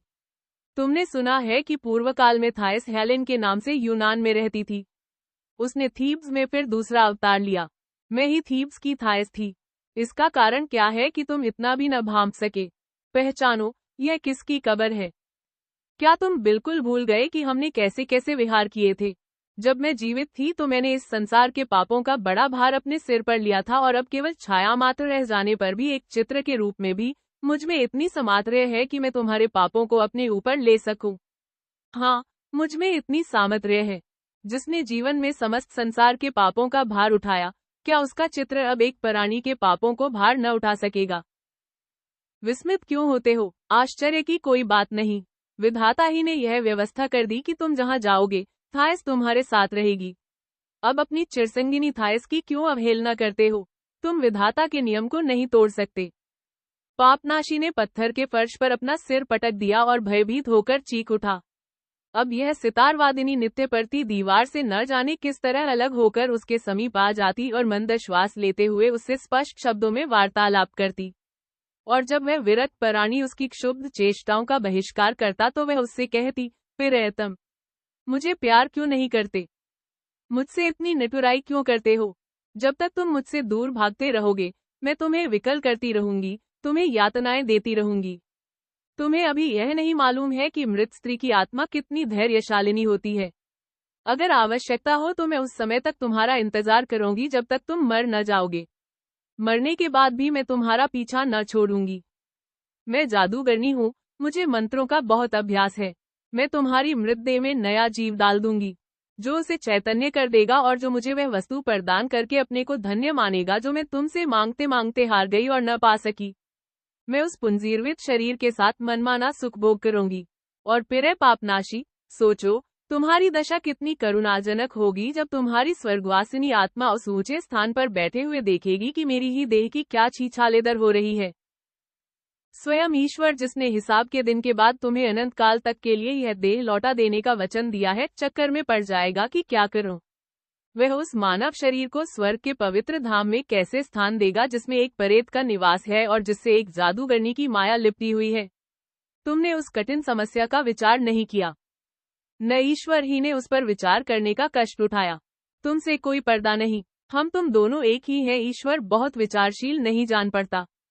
कोई साधारण जादूगर उसे धोखे में डाल सकता है, और यदि उसके पास आकाश, वज्र और मेघों की जल सेना न होती तो देहाती लौंडे उसकी दाई नोचकर भाग जाते, उससे कोई भयभीत न होता और उसकी विस्तृत सृष्टि का अंत हो जाता।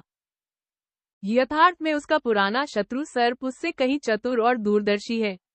सर्पराज के कौशल का पारावार नहीं है। यह कलाओं में प्रवीण है। यदि मैं ऐसी सुंदरी हूँ तो इसका कारण यह है कि उसने मुझे अपने ही हाथों से रचा और यह शोभा प्रदान की। उसी ने मुझे बालों का गूंथना, अर्धकुसुमित अधरों से हंसना और आभूषणों से अंगों को सजाना सिखाया। तुम अभी तक उसका महात्म्य नहीं जानते। जब तुम पहली बार इस कब्र में आए तो तुमने अपने पैरों से उन सर्पों को भगा दिया जो यहाँ रहते थे और उनके अंडों को कुचल डाला। तुम्हें इसकी लेशमात्र भी चिंता न हुई कि यह सर्पराज के आत्मीय है।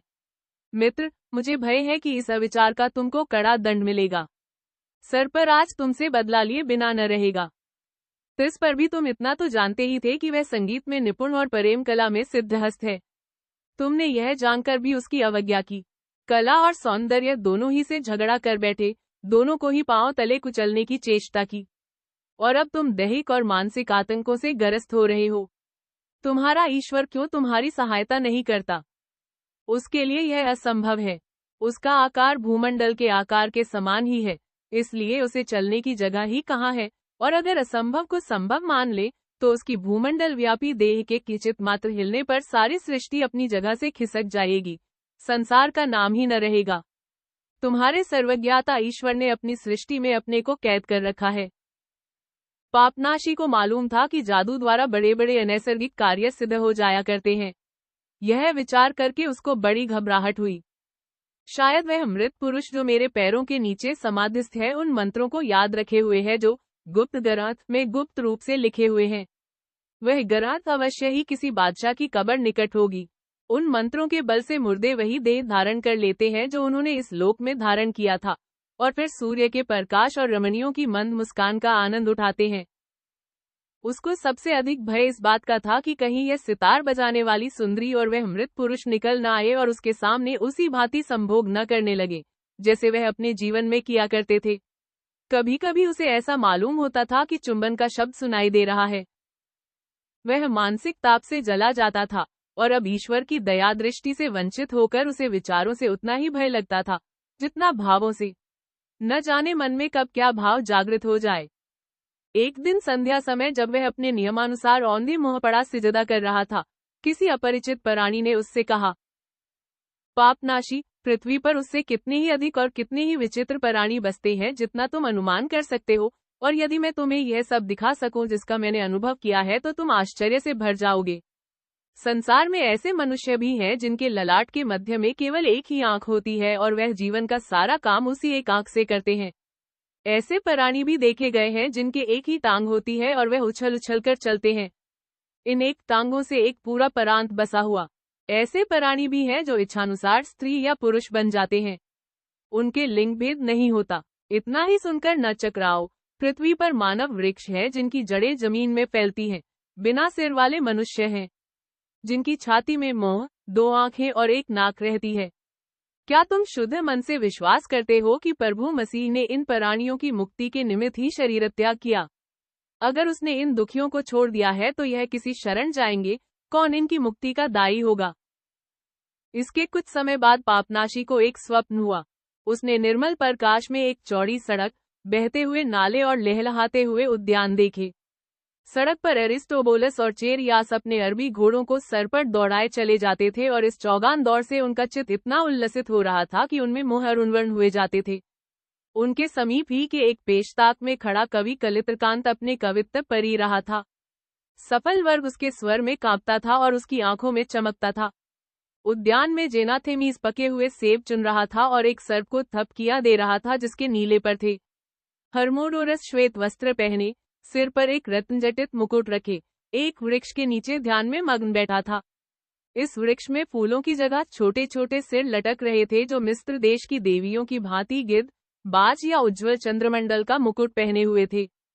पीछे की ओर एक जलकुंड के समीप बैठा हुआ निस्यास नक्षत्रों की अनंत गति का अवलोकन कर रहा था।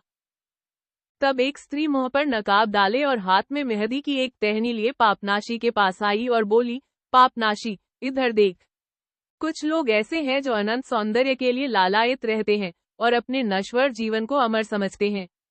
कुछ ऐसे प्राणी भी हैं जो जड़ और विचार शून्य हैं, जो कभी जीवन के तत्वों पर विचार ही नहीं करते, लेकिन दोनों ही केवल जीवन के नाते प्रकृति देवी की आज्ञाओं का पालन करते हैं। वह केवल इतने ही से संतुष्ट और सुखी हैं कि हम जीते हैं और संसार के अद्वितीय कलानिधि का गुणगान करते हैं, क्योंकि मनुष्य ईश्वर की मूर्तिमान स्तुति है। प्राणी मात्र का विचार है कि सुख एक निष्पाप, विशुद्ध वस्तु है और सुखभोग मनुष्य के लिए वर्जित नहीं है। अगर इन लोगों का विचार सत्य है तो पापनाशी, तुम कहीं के न रहे। तुम्हारा जीवन नष्ट हो गया। तुमने प्रकृति के दिए हुए सर्वोत्तम पदार्थ को तुच्छ समझा। तुम जानते हो तुम्हें इसका क्या दंड मिलेगा। पापनाशी की नींद टूट गई। इसी भांति पापनाशी को निरंतर शारीरिक तथा मानसिक प्रलोभनों का सामना करना पड़ता था। यह दुष्प्रेरणाएं उसे सर्वत्र घेरे रहती थी। शैतान एक पल के लिए भी उसे चैन न लेने देता। उस निर्जन कब्र में किसी बड़े नगर की सड़कों से भी अधिक प्राणी बसे हुए जान पड़ते थे। भूत पिशाच हंस हंस कर शोर मचाया करते और अगणित प्रेत, चुड़ैल आदि और नाना प्रकार की दुरात्माएं जीवन का साधारण व्यवहार करती रहती थी। संध्या समय जब वह जलधारा की ओर जाता तो परियां उसे चुड़ैलें उसके चारों ओर एकत्र हो जाती और उसे अपने कामोत्तेजक नृत्यों में खींच ले जाने की चेष्टा करती। पिशाचों को अब उससे जरा भी भय न होता था। वे उसका उपहास करते, उस पर अश्लील व्यंग करते और बहुधा उस पर मुष्टिप्रार भी कर देते। वह इन अपमानों से अत्यंत दुखी होता था। एक दिन एक पिशाच, जो उसकी बांह से बड़ा नहीं था, उस रस्सी को चुरा ले गया जो वह अपनी कमर में बांधे था। अब वह बिल्कुल नंगा था। आवरण की छाया भी उसकी देह पर न थी। यह सबसे घोर अपमान था जो एक तपस्वी का हो सकता था। पापनाशी ने सोचा, मन तू मुझे कहाँ लिए जाता है। उस दिन से उसने निश्चय किया कि अब हाथों से श्रम करेगा जिसमें विचारेंद्रियों को वह शांति मिले जिसकी उन्हें बड़ी आवश्यकता थी। आलस्य का सबसे बुरा फल कुप्रवृत्तियों को उकसाना है। जलधारा के निकट छुहारे के वृक्षों के नीचे कई केले के पौधे थे जिनकी पत्तियां बहुत बड़ी बड़ी थी। पापनाशी ने उनके तने काट लिए और उन्हें कब्र के पास लाया। उन्हें उसने एक पत्थर से कुचला और उनके रेशे निकाले। रस्सी बनाने वालों को उसने केले के तार निकालते देखा था। वह उस रस्सी की जगह जो एक पिशाच चुरा ले गया था, कमरे में लपेटने के लिए दूसरी रस्सी बनाना चाहता था। प्रेतों ने उसकी दिनचर्या में यह परिवर्तन देखा तो त्रकुद हुए, किंतु उसी क्षण से उनका शोर बंद हो गया और सितार वाली रमणी ने भी अपनी अलौकिक संगीत कला को बंद कर दिया और पूर्ववत दीवार से जा मिली और चुपचाप खड़ी हो गई। पापनाशी ज्यों ज्यों केले के तनों को कुचलता था, उसका आत्मविश्वास, धैर्य और धर्मबल बढ़ता जाता था। उसने मन में विचार किया, ईश्वर की इच्छा है तो अब भी इंद्रियों का दमन कर सकता हूँ। रही आत्मा, उसकी धर्मनिष्ठा अभी तक निश्चल और अभेद्य है। ये प्रेत, पिशाच, गण और वह कुलटा स्त्री मेरे मन में ईश्वर के संबंध में भांति भांति की शंकाएं उत्पन्न करते रहते हैं। मैं ऋषि जॉन के शब्दों में उनको यह उत्तर दूंगा, आदि में शब्द था और शब्द भी निराकार ईश्वर था। यह मेरा अटल विश्वास है, और यदि मेरा विश्वास मिथ्या और भ्रमूलक है तो मैं दृढ़ता से उस पर विश्वास करता हूँ। वास्तव में इसे मिथ्या ही होना चाहिए। यदि ऐसा न होता तो मैं विश्वास करता, केवल ईमान न लाता, बल्कि अनुभव करता, जानता। अनुभव से अनंत जीवन नहीं प्राप्त होता, ज्ञान हमें मुक्ति नहीं दे सकता। उद्धार करने वाला केवल विश्वास है, अतः हमारे उद्धार की भित्ति मिथ्या और असत्य है। यह सोचते सोचते वह रुक गया। तर्क उसे न जाने किधर लिए जाता था। वह इन बिखरे हुए रेशों को दिन भर धूप में सुखाता और रात भर ओस में भीगने देता। दिन में कई बार वह रेशों को फेरता था कि कहीं सड़ न जाए। अब उसे यह अनुभव करके परम आनंद होता था कि बालकों के समान सरल और निष्कपट हो गया है। रस्सी बट चुकने के बाद उसने चटाइयां और टोकरियां बनाने के लिए नरकट काटकर जमा किया। वह समाधि कुटी एक टोकरी बनाने वाले की दुकान बन गई। और अब पापनाशी जब चाहता ईश प्रार्थना करता, जब चाहता काम करता, लेकिन इतना संयम और यत्न करने पर भी ईश्वर की उस दया दृष्टि न हुई। एक रात को वह एक ऐसी आवाज सुनकर जाग पड़ा जिसने उसका एक एक रोआ खड़ा कर दिया। यह उसी मरे हुए आदमी की आवाज थी जो उस कब्र के अंदर दफन था। और कौन बोलने वाला था? आवाज सायं सायं करती हुई जल्दी जल्दी यूं पुकार रही थी, हेलेन, हेलेन, आओ, मेरे साथ स्नान करो। एक स्त्री ने, जिसका मुंह पापनाशी के कानों के समीप ही जान पड़ता था, उत्तर दिया, पिरेतम, मैं उठ नहीं सकती। मेरे ऊपर एक आदमी सोया हुआ है। सहसा पापनाशी को ऐसा मालूम हुआ कि वह अपना गाल किसी स्त्री के हृदय स्थल पर रखे हुए है। वह तुरंत पहचान गया कि वही सितार बजाने वाली युवती है। वह ज्यों ही जरा सा खिसका तो स्त्री का बोझ कुछ हल्का हो गया और उसने अपनी छाती ऊपर उठाई। पापनाशी तब कामोन्मत्त होकर उस कोमल, सुगंधमय, गर्म शरीर से चिमट गया और दोनों हाथों से उसे पकड़कर भींच लिया। सर्वनाशी दुर्मनीय वासना ने उसे परास्त कर दिया। गिड़गिड़ाकर वह कहने लगा, ठहरो, ठहरो, प्रिय, ठहरो, मेरी जान। लेकिन युवती एक छलांग में कब्र के द्वार पर जा पहुंची। पापनाशी को दोनों हाथ फैलाए देखकर वह हंस पड़ी और उसकी मुस्कुराहट राशि की उज्जवल किरणों में चमक उठी। उसने निष्ठुरता से कहा, मैं क्यों ठहरूं? ऐसे परमी के लिए जिसकी भावना शक्ति इतनी सजीव और परखर हो, छाया ही काफी है। फिर तुम अब पतित हो गए, तुम्हारे पतन में अब कोई कसर नहीं रही। मेरी मनोकामना पूरी हो गई, अब मेरा तुमसे क्या नाता? पापनाशी ने सारी रात रो रो कर काटी और उषा काल हुआ तो उसने प्रभु मसीह की वंदना की, जिसमें भक्तिपूर्ण व्यंग भरा हुआ था। यीशु, प्रभु यीशु, तूने क्यों मुझसे आंखें फेर ली? तू देख रहा है कि मैं कितनी भयावह परिस्थितियों में घिरा हुआ हूँ। मेरे प्यारे मुक्तिदाता, मेरी सहायता कर। तेरा पिता मुझसे नाराज है, मेरी अनुनय कुछ नहीं सुनता, इसलिए याद रख कि तेरे सिवाय मेरा अब कोई नहीं है।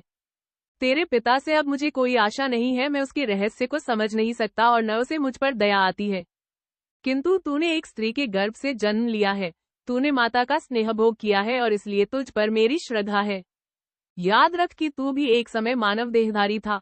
मैं तेरी प्रार्थना करता हूँ, इस कारण नहीं कि तू ईश्वर का ईश्वर, ज्योति की ज्योति परम पिता है, बल्कि इस कारण कि तूने इस लोक में, जहाँ अब मैं नाना यातनाएं भोग रहा हूँ, दरिद्र और दीन प्राणियों का सा जीवन व्यतीत किया है। इस कारण कि शैतान ने तुझे भी कुवासनाओं के भंवर में डालने की चेष्टा की है और मानसिक वेदना ने तेरे भी मुख को पसीने से तर किया है। मेरे मसीह, मेरे बंधु मसीह, मैं तेरी दया का, तेरी मनुष्यता का परार्थी हूँ। जब वह अपने हाथों को मलमल कर यह प्रार्थना कर रहा था तो अट्टाहास की प्रचंड ध्वनि से कब्र की दीवारें हिल गईं और वही आवाज जो स्तंभ शिखर पर उसके कानों में आई थी, अपमानसूचक शब्दों में बोली, यह प्रार्थना तो विधमीर माकस के मुख से निकलने के योग्य है। पापनाशी भी माकस का चेला हो गया। वाह वाह, क्या कहना, पापनाशी विधमीर हो गया। पापनाशी पर मानो वज्रघात हो गया। वह मूर्छित होकर पृथ्वी पर गिर पड़ा। जब उसने फिर आंखें खोली तो उसने देखा कि तपस्वी काले कंटोप पहने उसके चारों ओर खड़े हैं, उसके मुख पर पानी के छींटे दे रहे हैं और उसकी झाड़ फूंक यंत्र मंत्र में लगे हुए हैं।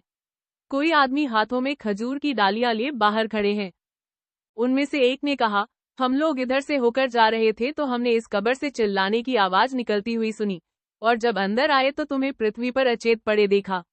निस्संदेह परेतों ने तुम्हें पछाड़ दिया था और हमको देखकर भाग खड़े हुए। पापनाशी ने सिर उठाकर क्षीण स्वर में पूछा, बंधुवर, आप लोग कौन हैं?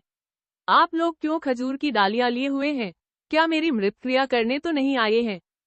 उनमें से एक तपस्वी बोला, बंधुवर, क्या तुम्हें खबर नहीं कि हमारे पूज्य पिता अंतोनी, जिनकी अवस्था अब 105 वर्षों की हो गई है, अपने अंतिम काल की सूचना पाकर उस पर्वत से उतर आए हैं जहां वह एकांत सेवन कर रहे थे। उन्होंने अपने अगणित शिष्यों और भक्तों को, जो उनकी आध्यात्मिक संतानें हैं, आशीर्वाद देने के निमित्त यह कष्ट उठाया है। हम खजूर की डालियां लिए, जो शांति की सूचक हैं, अपने पिता की अभ्यर्थना करने जा रहे हैं। लेकिन बंधुवर, यह क्या बात है कि तुमको ऐसी महान घटना की खबर नहीं? क्या यह संभव है कि कोई देवदूत यह सूचना लेकर इस कब्र में नहीं आया? पापनाशी बोला, आह, मेरी कुछ न पूछो। मैं अब इस कृपा के योग्य नहीं हूँ और इस मृत्युपुरी में प्रेतों और पिशाचों के सिवा और कोई नहीं रहता। मेरे लिए ईश्वर से प्रार्थना करो। मेरा नाम पापनाशी है, जो एक धमाश्रम का अध्यक्ष था। प्रभु के सेवकों में मुझसे अधिक दुखी और कोई न होगा। पापनाशी का नाम सुनते ही सब योगियों ने खजूर की डालियां हिलाई और एक स्वर से उसकी प्रशंसा करने लगे। वह तपस्वी जो पहले बोला था, विस्मय से चौंककर बोला, क्या तुम वही संत पापनाशी हो जिसकी उज्ज्वल कीर्ति इतनी विख्यात हो रही है कि लोग अनुमान करने लगे थे कि किसी दिन वह पूज्य अंतोनी की बराबरी करने लगेगा? श्रद्धेय पिता, तुम्ही ने थायस नाम की वेश्या को ईश्वर के चरणों में रत किया। तुम्ही को तो देवदूत उठाकर एक उच्च स्तंभ के शिखर पर बिठा आए थे, जहां तुम नित्य प्रभु मसीह के भोज में सम्मिलित होते थे। जो लोग उस समय स्तंभ के नीचे खड़े थे, उन्होंने अपने नेत्रों से तुम्हारा स्वगोत्थान देखा। देवदूतों के पास श्वेत मेघावरण की भांति तुम्हारे चारों ओर मंडल बनाए थे और तुम दाहिना हाथ फैलाए मनुष्यों को आशीर्वाद देते जाते थे। दूसरे दिन जब लोगों ने तुम्हें वहां न पाया तो उनकी शोक ध्वनि उस मुकुटहीन स्तंभ के शिखर पर जा पहुंची। चारों ओर हाहाकार मच गया। लेकिन तुम्हारे शिष्य लेवियन ने तुम्हारे आत्मोत्सर्ग की कथा कही और तुम्हारे आश्रम का अध्यक्ष बनाया गया। किंतु वहां पॉल नाम का एक मूर्ख भी था। शायद वह भी तुम्हारे शिष्यों में था। उन्हें जनसम्मति के विरोध करने की चेष्टा की। उसका कहना था कि उसने स्वप्न देखा है कि पिशाच तुम्हें पकड़े लिए जाता है। जनता को यह सुनकर बड़ा त्रकोध आया। उन्होंने उसको पत्थर से मारना चाहा। चारों ओर से लोग दौड़ पड़े। ईश्वर ही जाने कैसे मूर्ख की जान बची। हाँ, वह बच अवश्य गया। मेरा नाम जोजिमस है। मैं इन तपस्वियों का अध्यक्ष हूँ जो इस समय तुम्हारे चरणों पर गिरे हुए हैं। अपने शिष्यों की भांति मैं भी तुम्हारे चरणों पर सिर रखता हूँ कि पुत्रों के साथ पिता को भी तुम्हारे शुभ शब्दों का फल मिल जाए। हम लोगों को अपने आशीर्वाद से शांति दीजिए। उसके बाद उन अलौकिक कृत्यों का भी वर्णन कीजिए जो ईश्वर आपके द्वारा पूरा करना चाहता है। हमारा परम सौभाग्य है कि आप जैसे महान पुरुष के दर्शन हुए।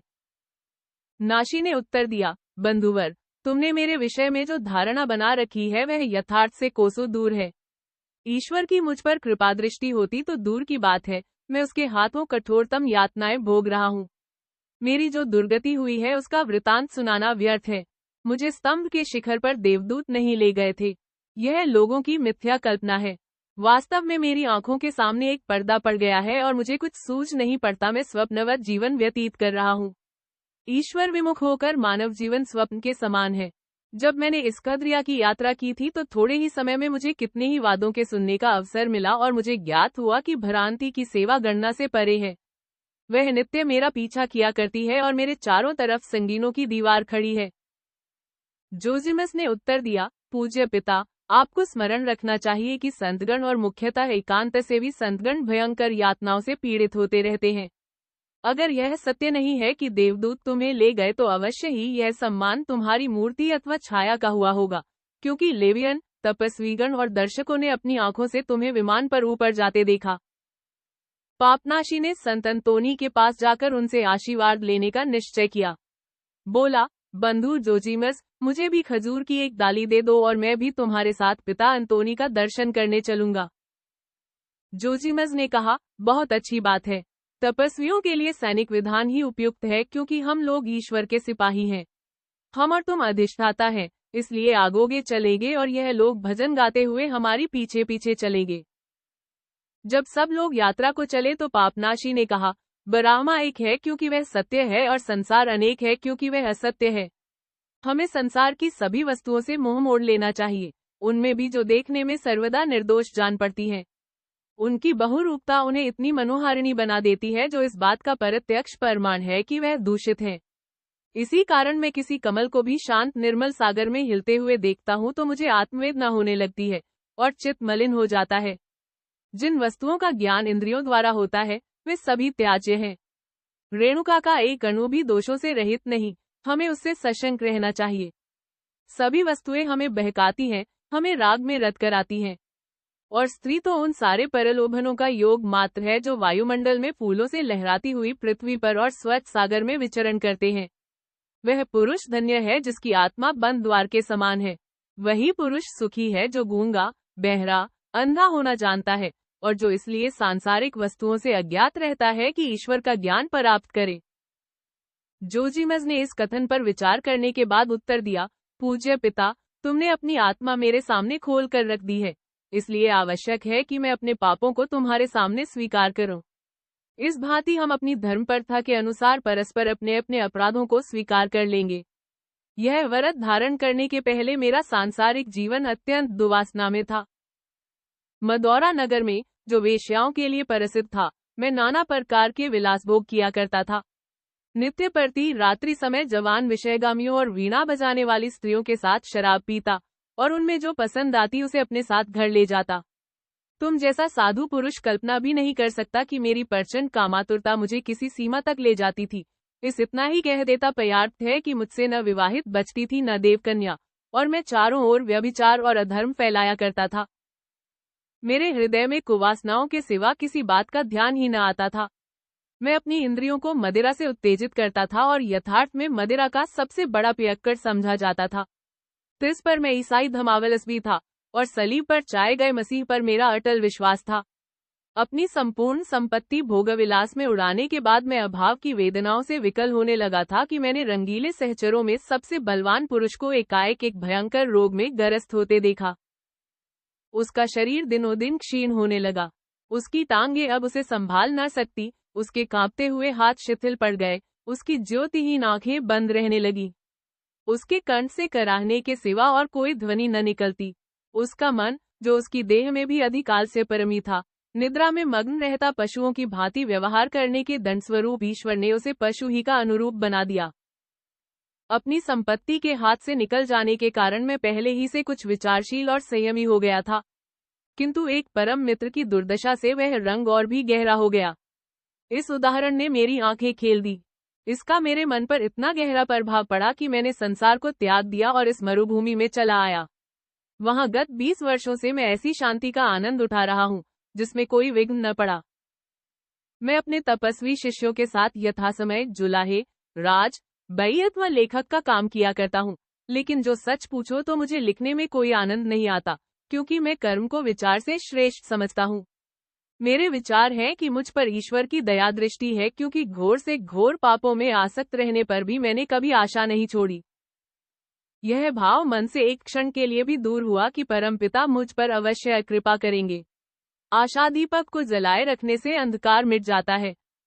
यह बातें सुनकर पापनाशी ने अपनी आंखें आकाश की ओर उठाई और यूं गिला की, भगवान, तुम इस प्राणी पर दया दृष्टि रखते हो जिस पर व्यभिचार, अधर्म और विषय भोग जैसे पापों की कालिमा पुती हुई है, और मुझ पर, जिसने सदैव तेरी आज्ञाओं का पालन किया, कभी तेरी इच्छा और उपदेश के विरुद्ध आचरण नहीं किया, तेरी इतनी अकृपा।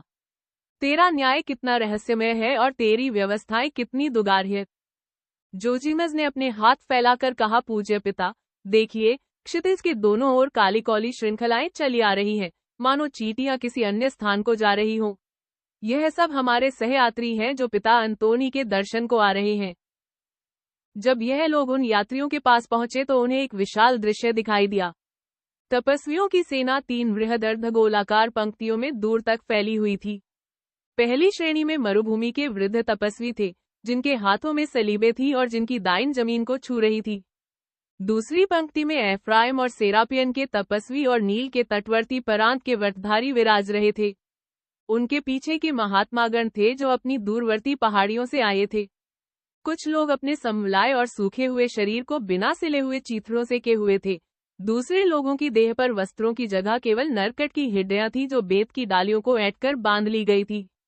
कितने ही बिल्कुल नंगे थे, लेकिन ईश्वर ने उनकी नग्नता को भेड़ के घनेघने बालों में छिपा दिया था। सभी के हाथों में खजूर की डालियां थी। उनकी शोभा ऐसी थी मानो पन्ने के इंद्रधनुष हो, अथवा उनकी उपमा स्वर्ग की दीवारों से जी सकती थी। इतने विस्तृत जनसमूह में ऐसी सुव्यवस्था छाई हुई थी कि पापनाशी को अपने अधीनस्थ तपस्वियों को खोज निकालने में लेशमात्र भी कठिनाई न पड़ी। वह उनके समीप जाकर खड़ा हो गया, किंतु पहले अपने मुंह को कंटोप से अच्छी तरह कर लिया कि उसे कोई पहचान न सके और उनकी धार्मिक आकांक्षा में बाधा न पड़े। सहसा असंख्य कंठों से गगन भेदी नाद उठा, वह महात्मा आए। देखो, वह मुक्तात्मा है जिसने नरक और शैतान को परास्त कर दिया है, जो ईश्वर का चहेता हमारा पूज्य पिता अंतोनी है। तब चारों ओर सन्नाटा छा गया और प्रत्येक मस्तक पृथ्वी पर झुक गया। उस विस्तीर्ण मरुस्थल में एक पर्वत के शिखर पर से महात्मा अंतोनी अपने 2 प्रिय शिष्यों के हाथों के सहारे, जिनके नाम मकेरियस और अमेथस थे, आहिस्ता से उतर रहे थे। वह धीरे धीरे चलते थे, पर उनका शरीर अभी तक तीर की भांति सीधा था और उससे उनकी असाधारण शक्ति प्रकट होती थी। उनकी श्वेत दाई चौड़ी छाती पर फैली हुई थी और उनके मुंडे हुए चिकने सिर पर प्रकाश की रेखाएं यूं जगमगा रही थी मानो मूसा पैगंबर का मस्तक हो। उनकी आंखों में उकाब की आंखों की सी तीव्र ज्योति थी और उनके गोल कपोलों पर बालकों की सी मधुर मुस्कान थी। अपने भक्तों को आशीर्वाद देने के लिए वह अपनी बाहें उठाए हुए थे, जो 1 शताब्दी के असाधारण और अविश्रांत परिश्रम से जर्जर हो गई थी। अंत में उनके मुख से यह प्रेममय शब्द उच्चरित हुए, ए जेकब, तेरे मंडप कितने विशाल, और ए इस्राएल, तेरे शामियाने कितने सुखमय हैं। इसके एक क्षण के उपरांत वह जीती जागती दीवार एक सिरे से दूसरे सिरे तक मधुर मेघध्वनि की भांति इस भजन से गुंजरित हो गई, धन्य है वह प्राणी जो ईश्वर भीरु है। अंतोनी अमेथस और मकेरियस के साथ वृद्ध तपस्वियों, व्रतधारियों और ब्रह्मचारियों के बीच में से होते हुए निकले। यह महात्मा जिसने स्वर्ग और नरक दोनों ही देखा था, यह तपस्वी जिसने एक पर्वत के शिखर पर बैठे हुए ईसाई धर्म का संचालन किया था, यह ऋषि जिसने विधर्मियों और नास्तिकों का काफिया तंग कर दिया था, इस समय अपने प्रत्येक पुत्र से स्नेहमय शब्दों में बोलता था और परसन्मुख उसने विदा मांगता था, किंतु आज उसकी स्वर्ग यात्रा का शुभ दिवस था। परमपिता ईश्वर ने आज अपने लाडले बेटे को अपने यहाँ आने का निमंत्रण दिया था। उसने एफ्राइम और सिरेपियन के अध्यक्षों से कहा, तुम दोनों बहुसंख्यक सेनाओं के नेतृत्व और संचालन में कुशल हो, इसलिए तुम दोनों स्वर्ग में स्वर्ण के सैनिक वस्त्र धारण करोगे और देवदूतों के नेता मीकाए अपनी सेनाओं के सेनापति की पदवी तुम्हें प्रदान करेंगे। वृद्ध पॉल को देखकर उन्होंने उसे आलिंगन किया और बोले, देखो, यह मेरे समस्त पुत्रों में सज्जन और दयालु है। इसकी आत्मा से ऐसी मनोहर सुरभि परिस्फुटित होती है जैसी गुलाब की कलियों के फूलों से, जिन्हें वह नित्य बोता है। संत जोजीमस को उन्होंने इन शब्दों में संबोधित किया, तू कभी ईश्वरीय दया और क्षमा से निराश नहीं हुआ, इसलिए तेरी आत्मा में ईश्वरीय शांति का निवास है। तेरी सुकीर्ति का कमल तेरे कुकर्मों के कीचड़ से उदय हुआ है। उनके सभी भाषाओं से देवबुद्धि प्रकट होती थी। वृद्धजनों से उन्होंने कहा, ईश्वर के सिंहासन के चारों ओर 80 वृद्ध पुरुष उज्ज्वल वस्त्र पहने, सिर पर स्वर्ण मुकुट धारण किए बैठे रहते हैं। युवक वृंद को उन्होंने इन शब्दों में सांत्वना दी, प्रसन्न रहो, उदासीनता उस लोगों के लिए छोड़ दो जो संसार का सुख भोग रहे हैं। इस भांति सबसे हंस हंस कर बातें करते, उपदेश देते वह अपने धर्मपुत्रों की सेना के सामने से चले जाते थे। सहसा पापनाशी उन्हें समीप आते देखकर उनके चरणों पर गिर पड़ा। उसका हृदय आशा और भय से विदीर्ण हो रहा था। मेरे पूज्य पिता, मेरे दयालु पिता, उसने मानसिक वेदना से पीड़ित होकर कहा, प्रिय पिता, मेरी बाह पकड़िए, क्योंकि मैं भंवर में बहा जाता हूँ। मैंने थाइस की आत्मा को ईश्वर के चरणों पर समर्पित किया। मैंने एक ऊंचे स्तंभ के शिखर पर और एक कब्र की कंदरा में तप किया है। भूमि पर रगड़ खाते खाते मेरे मस्तक में ऊंट के घुटनों के समान गड्ढे पड़ गए हैं। तिस पर भी ईश्वर ने मुझसे आंखें फेर ली हैं। पिता, मुझे आशीर्वाद दीजिए, इससे मेरा उद्धार हो जाएगा। किंतु अंतोनी ने इसका उत्तर न दिया। उसने पापनाशी के शिष्यों को ऐसी तीव्र दृष्टि से देखा जिसके सामने खड़ा होना मुश्किल था। इतने में उनकी निगाह मूर्ख पॉल पर जा पड़ी। वह जरा देर उसकी तरफ देखते रहे, फिर उसे अपने समीप आने का संकेत किया। चूंकि सभी आदमियों को विस्मय हुआ कि वह महात्मा इस मूर्ख और पागल आदमी से बातें कर रहे हैं, अतएव उनकी शंका का समाधान करने के लिए उन्होंने कहा, ईश्वर ने इस व्यक्ति पर जितनी वत्सलता प्रकट की है उतनी तुम में से किसी पर नहीं। पुत्र पॉल, अपनी आंखें ऊपर उठा और मुझे बतला कि तुझे स्वर्ग में क्या दिखाई देता है। बुद्धिहीन पॉल ने आंखें उठाई। उसके मुख पर तेज छा गया और उसकी वाणी मुक्त हो गई। बोला, मैं स्वर्ग में एक शैया बिछी हुई देखता हूँ जिसमें सुनहरी और बैंगनी चादरें लगी हुई हैं। उसके पास 3 देवकन्याएं बैठी हुई बड़ी चौकसी से देख रही हैं कि कोई अन्य आत्मा उसके निकट न आने पाए। जिस सम्मानित व्यक्ति के लिए शैया बिछाई गई है उसके सिवाय कोई निकट नहीं जा सकता। पापनाशी ने यह समझकर कि यह शैया उसकी सत्कीर्ति की परिचायक है, ईश्वर को धन्यवाद देना शुरू किया। किंतु संत अंतोनी ने उसे चुप रहने और मूर्ख पॉल की बातों को सुनने का संकेत किया।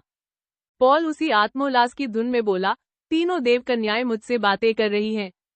वह मुझसे कहती हैं कि शीघ्र ही एक विदुषी मृत्युलोक से प्रस्थान करने वाली है। इस्कंद्रिया की थायस मरणासन है और हमने यह शैया उसके आदर सत्कार के निमित्त तैयार की है, क्योंकि हम तीनों उसी की विभूतियां हैं। हमारे नाम है भक्ति, भय और प्रेम। अंतोनी ने पूछा, प्रिय पुत्र, तुझे और क्या दिखाई देता है? मूर्ख पॉल ने अधः से ऊर्ध्व तक शून्य दृष्टि से देखा, एक क्षितिज से दूसरी क्षितिज तक नजर दौड़ाई। सहसा उसकी दृष्टि पापनाशी पर जा पड़ी। दैवी भय से उसका मुंह पीला पड़ गया और उसके नेत्रों से अदृश्य ज्वाला निकलने लगी। उसने एक लंबी सांस लेकर कहा, मैं 3 पिशाचों को देख रहा हूं जो उमंग से भरे हुए इस मनुष्य को पकड़ने की तैयारी कर रहे हैं। उनमें से एक का आकार एक स्तंभ की भांति है, दूसरे का एक स्त्री की भांति और तीसरे का एक जादूगर की भांति। तीनों के नाम गर्म लोहे से दाग दिए हैं, एक का मस्तक पर, दूसरे के पेट पर और तीसरे का छाती पर, और वे नाम है अहंकार, विलासपरम और शंका। बस मुझे और कुछ नहीं सूझता। यह कहने के बाद पॉल की आंखें फिर निष्प्रभ हो गईं, मुंह नीचे को लटक गया और वह पूर्ववत सीधा साधा मालूम होने लगा। जब पापनाशी ने शिष्यगण अंतोनी की ओर सचिंत और सशंक भाव से देखने लगे तो उन्होंने यह शब्द कहे, ईश्वर ने अपनी सच्चाई व्यवस्था सुना दी। हमारा कर्तव्य है कि हम उसको शिरोधार्य करें और चुप रहें। असंतोष और गिला उसके सेवकों के लिए उपयुक्त नहीं। यह कहकर वह आगे बढ़ गए। सूर्य ने अस्ताचल को परियाण किया और उसे अपने अरुण प्रकाश से आलोकित कर दिया।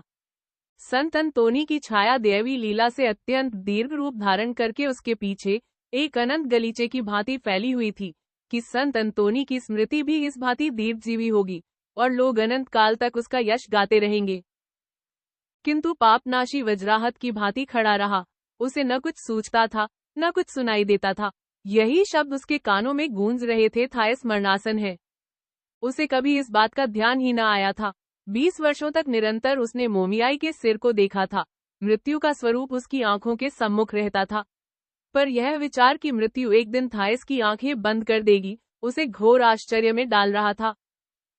थायस मर रही है, इन शब्दों में कितनी विस्मयकारी और भयंकर आशय है। थायस मर रही है, वह अब इस लोक में न रहेगी, तो फिर सूर्य का, फूलों का, सरोवरों का और समस्त सृष्टि का उद्देश्य ही क्या? इस ब्रह्मांड ही की क्या आवश्यकता है? सहसा वह झपटकर चला, उसे देखूंगा, एक बार फिर उससे मिलूंगा। वह दौड़ने लगा। उसे कुछ खबर न थी कि वह कहाँ जा रहा है, किंतु अंतः प्रेरणा उसे अविचल रूप से लक्ष्य की ओर लिए जाती थी। वह सीधे नील नदी की ओर चला जा रहा था। नदी पर उसे पालों का एक समूह तैरता हुआ दिखाई पड़ा। वह कूदकर एक नौक में जा बैठा, जिसे हबशी चला रहे थे, और वहां नौक के मुस्तूल पर पीठ टेककर मुदित आंखों से यात्रा मार्ग का स्मरण करता हुआ वह त्रकोद और वेदना से बोला, आह, मैं कितना मूर्ख हूँ कि थायस को पहले ही अपना न कर लिया जब समय था। कितना मूर्ख हूँ कि समझा कि संसार में थायस के सिवा और भी कुछ है। कितना पागलपन था। मैं ईश्वर के विचार में, आत्मोद्धार की चिंता में, अनंत जीवन की आकांक्षा में रत रहता, मानो थॉमस को देखने के बाद भी इन पाखंडों में कुछ महत्व था। मुझे उस समय कुछ न सूझा कि उस स्त्री के चुंबन में अनंत सुख भरा हुआ है और उसके बिना जीवन निरर्थक है, जिसका मूल्य एक दुस्वप्न से अधिक नहीं। मूर्ख, तूने उसे देखा, फिर भी तुझे परलोक के सुखों की इच्छा बनी रही। अरे कायर, तू उसे देखकर भी ईश्वर से डरता रहा। ईश्वर, स्वर्ग, अनादि, यह सब क्या गोरख धंधा है? उनमें रखा ही क्या है, और क्या वह उस आनंद का अल्पांश नहीं दे सकते हैं जो तुझे उससे मिलता? अरे अभागे, निबुद्धि, मिथ्यवादी, मूर्ख, जो थायस के अधरों को छोड़कर ईश्वरीय कृपा को अन्यत्र खोजता रहा। तेरी आंखों पर किसने पर्दा डाल दिया था? उस प्राणी का सत्यानाश हो जाए जिसने उस समय तुझे अंधा बना दिया था। तुझे दैवी कोप का क्या भय था जब तू उसके प्रेम का एक क्षण भी आनंद उठा लेता? पर तूने ऐसा न किया। उसने तेरे लिए अपनी बाहें फैला दी थी, जिनमें मांस के साथ फूलों की सुगंध मिश्रित थी, और तूने उसके उन्मुक्त वृक्ष के अनुपम सुधा सागर में अपने को प्लावित न कर दिया। तू नित्य उस द्वेषध्वनि पर कान लगाए रहा जो तुझसे कहती थी, भाग भाग। अंधे, हा शोक, पश्चाताप, हा निराश। नरक में उसे कभी न भूलने वाली घड़ी की आनंद स्मृति ले जाने का और ईश्वर से यह कहने का अवसर हाथों से निकल गया कि मेरे मांस को जला, मेरी धमनियों में जितना रक्त है उसे चूस ले, मेरी सारी हड्डियों को चूर चूर कर दे, लेकिन तू मेरा हृदय से उस सुखद स्मृति को नहीं निकाल सकता जो चिरकाल तक मुझे सुगंधित और परमुदित रखेगी। थायस मर रही है। ईश्वर, तू कितना हास्यास्पद है। तुझे कैसे बताऊं कि मैं तेरे नरकलोक को तुच्छ समझता हूँ, उसकी हंसी उड़ाता हूँ। थायस मर रही है, वह मेरी कभी ना होगी, कभी नहीं, कभी नहीं। नोक तेज धारा के साथ बहती जाती थी और वह दिन के दिन पेट के बल पड़ा हुआ बार बार कहता था, कभी नहीं, कभी नहीं, कभी नहीं। तब यह विचार आने पर कि उसने औरों को अपना प्रेम रस चखाया, केवल मैं ही वंचित रहा। उसने संसार को अपने प्रेम की लहरों से प्लावित कर दिया और मैं उसके होठों को भी न तर कर सका। वह दांत पीसकर उठ बैठा और अंतर्वेदना से चिल्लाने लगा। वह अपने नखों से अपनी छाती को खरोचने और अपने हाथों को दांतों से काटने लगा। उसके मन में यह विचार उठा, यदि मैं उसके सारे प्रेमियों का संहारा कर देता तो कितना अच्छा होता। इस हत्याकांड की कल्पना ने उसे सरल हत्या तृष्णा से आंदोलित कर दिया। वह सोचने लगा कि वह निसियास का खूब आराम से मजे ले लेकर वध करेगा और उसके चेहरे को बराबर देखता रहेगा कि कैसे उसकी जान निकलती है। तब अकस्मात उसका त्रिकोधावेग द्रवीभूत हो गया। वह रोने और सिसकने लगा। वह दीन और नम्र हो गया।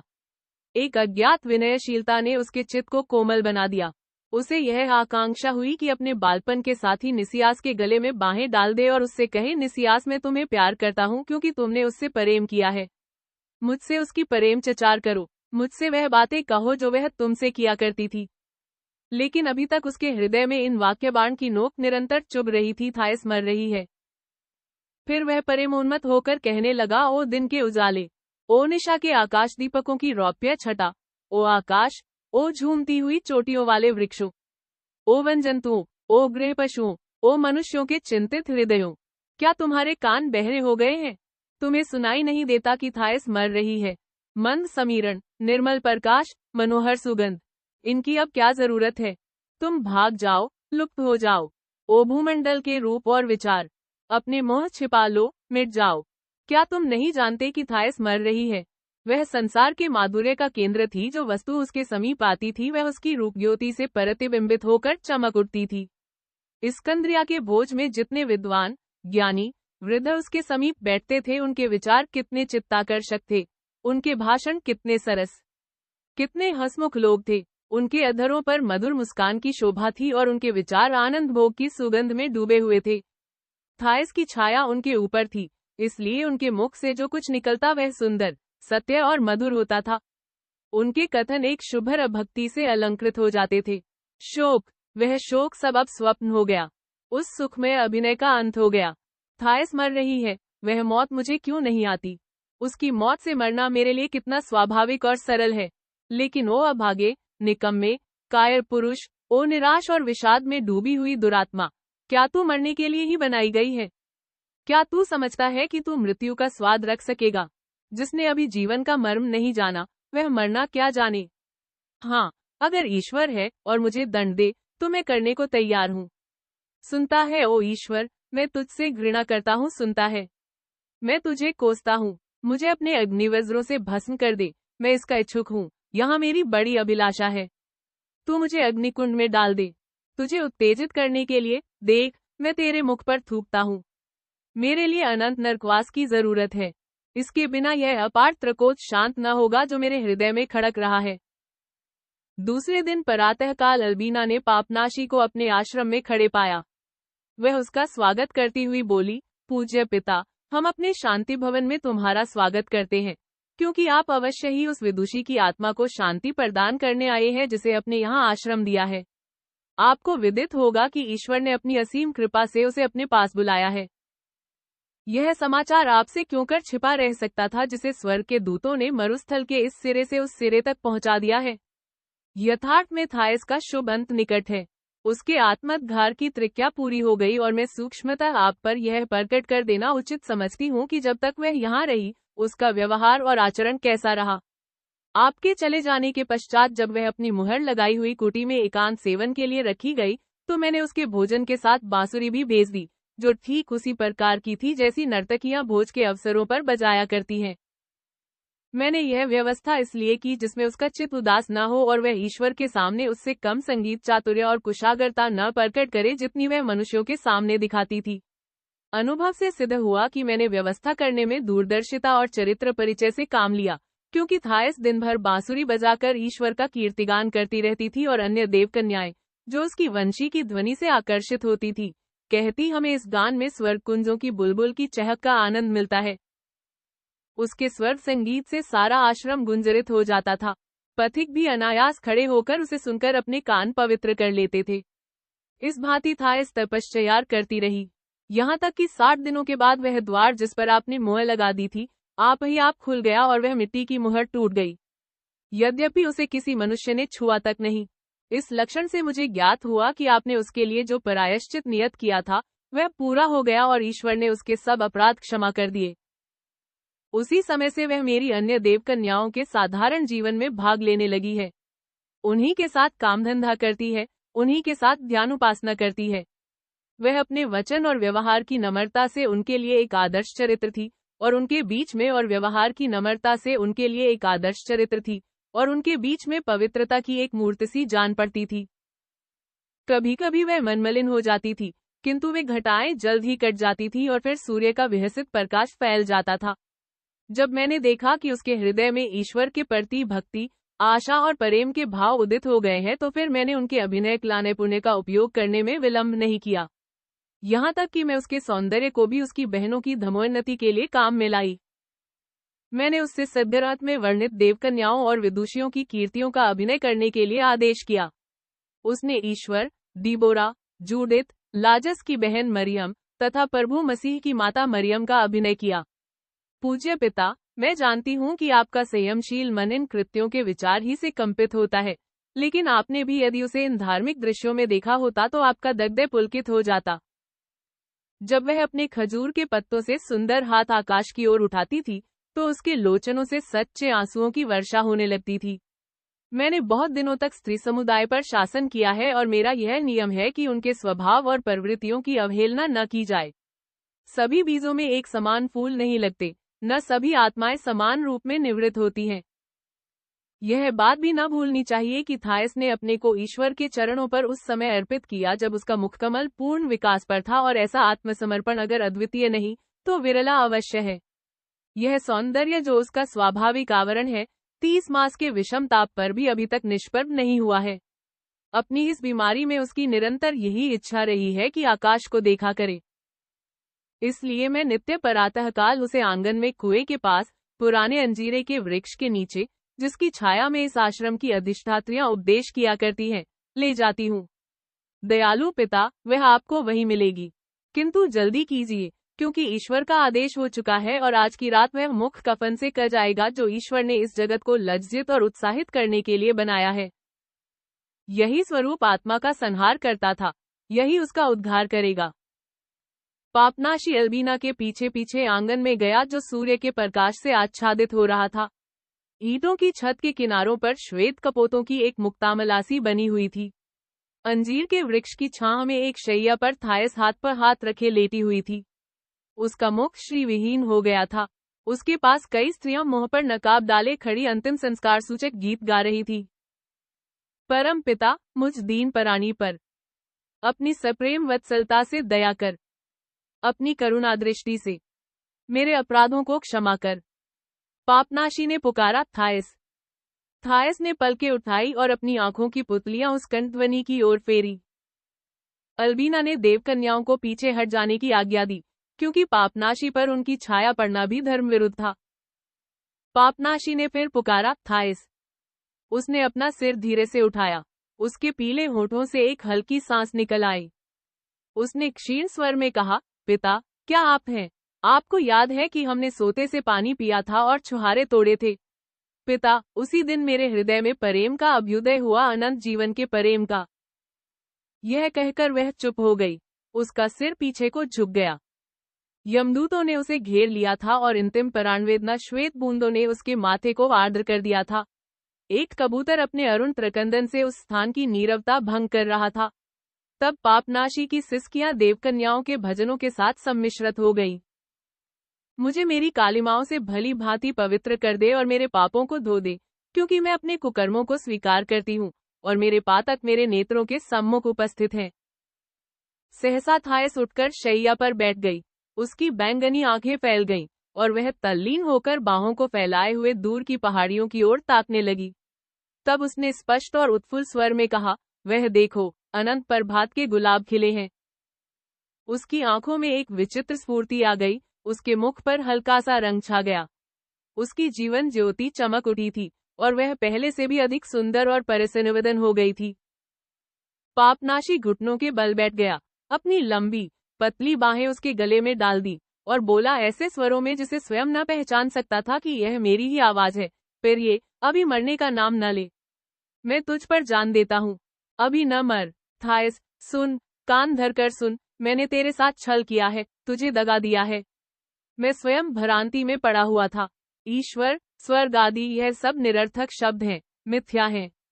इस ऐहिक जीवन से बढ़कर और कोई वस्तु और कोई पदार्थ नहीं है। मानव प्रेम ही संसार में सबसे उत्तम रत्न है। मेरा तुझ पर अनंत प्रेम है। अभी न मर, यह कभी नहीं हो सकता। तेरा महत्व इससे कहीं अधिक है। तू मरने के लिए बनाई ही नहीं गई। आ, मेरे साथ चल, यहाँ से भाग चले। मैं तुझे अपनी गोद में उठाकर पृथ्वी की उस सीमा तक ले जा सकता हूँ। आ, हम प्रेम में मग्न हो जाएं। फिर ये, सुन, मैं क्या कहता हूँ। एक बार कह दे, मैं जीऊंगी, मैं जीना चाहती हूँ। थायस, उठ, उठ। थायस ने एक शब्द भी न सुना। उसकी दृष्टि अनंत की ओर लगी हुई थी। अंत में वह निर्बल स्वर में बोली, स्वर्ग के द्वार खुल रहे हैं। मैं देवदूतों को, नबियों को और संतों को देख रही हूँ। मेरा सरल हृदय थियोडर उन्हीं में है। उसके सिर पर फूलों का मुकुट है। वह मुस्कुराता है, मुझे पुकार रहा है। दो देवदूत मेरे पास आए हैं, वह इधर चले आ रहे हैं। वह कितने सुंदर हैं। मैं ईश्वर के दर्शन कर रही हूँ। उसने एक प्रफुल्ल उच्छ्वास लिया और उसका सिर तकिए पर पीछे गिर पड़ा। थायस का प्राणांत हो गया। सब देखते ही रह गए। चिड़िया उड़ गई। पापनाशी ने अंतिम बार निराश होकर उसको गले से लगा लिया। उसकी आंखें उसे तृष्णा, प्रेम और त्रकोध से फाड़े खाती थी। अल्बीना ने पापनाशी से कहा, दूर हो, पापी पिशाच। और उसने बड़ी कोमलता से अपनी उंगलियां मृत बालिका की पलकों पर रखी। पापनाशी पीछे हट गया, जैसे किसी ने धक्का दे दिया हो। उसकी आंखों में ज्वाला निकल रही थी। ऐसा मालूम होता था कि उसके पैरों के तले पृथ्वी फट गई है। देवकन्याएं जक्रिया का भजन गा रही थी। इजराइलियों के खुदा को कोटि धन्यवाद। अकस्मात उनके कंठ अवरुद्ध हो गए, मानो किसी ने गला बंद कर दिया। उन्होंने दादुर। वह इतना घिनौना हो गया था कि जब उसने अपना हाथ अपने मुंह पर फेरा तो उसे स्वयं ज्ञात हुआ कि उसका स्वरूप कितना विकृत हो गया है। कहानी समाप्त हुई। आपको यह कहानी कैसी लगी कमेंट बॉक्स में लिखकर जरूर बताएं। धन्यवाद।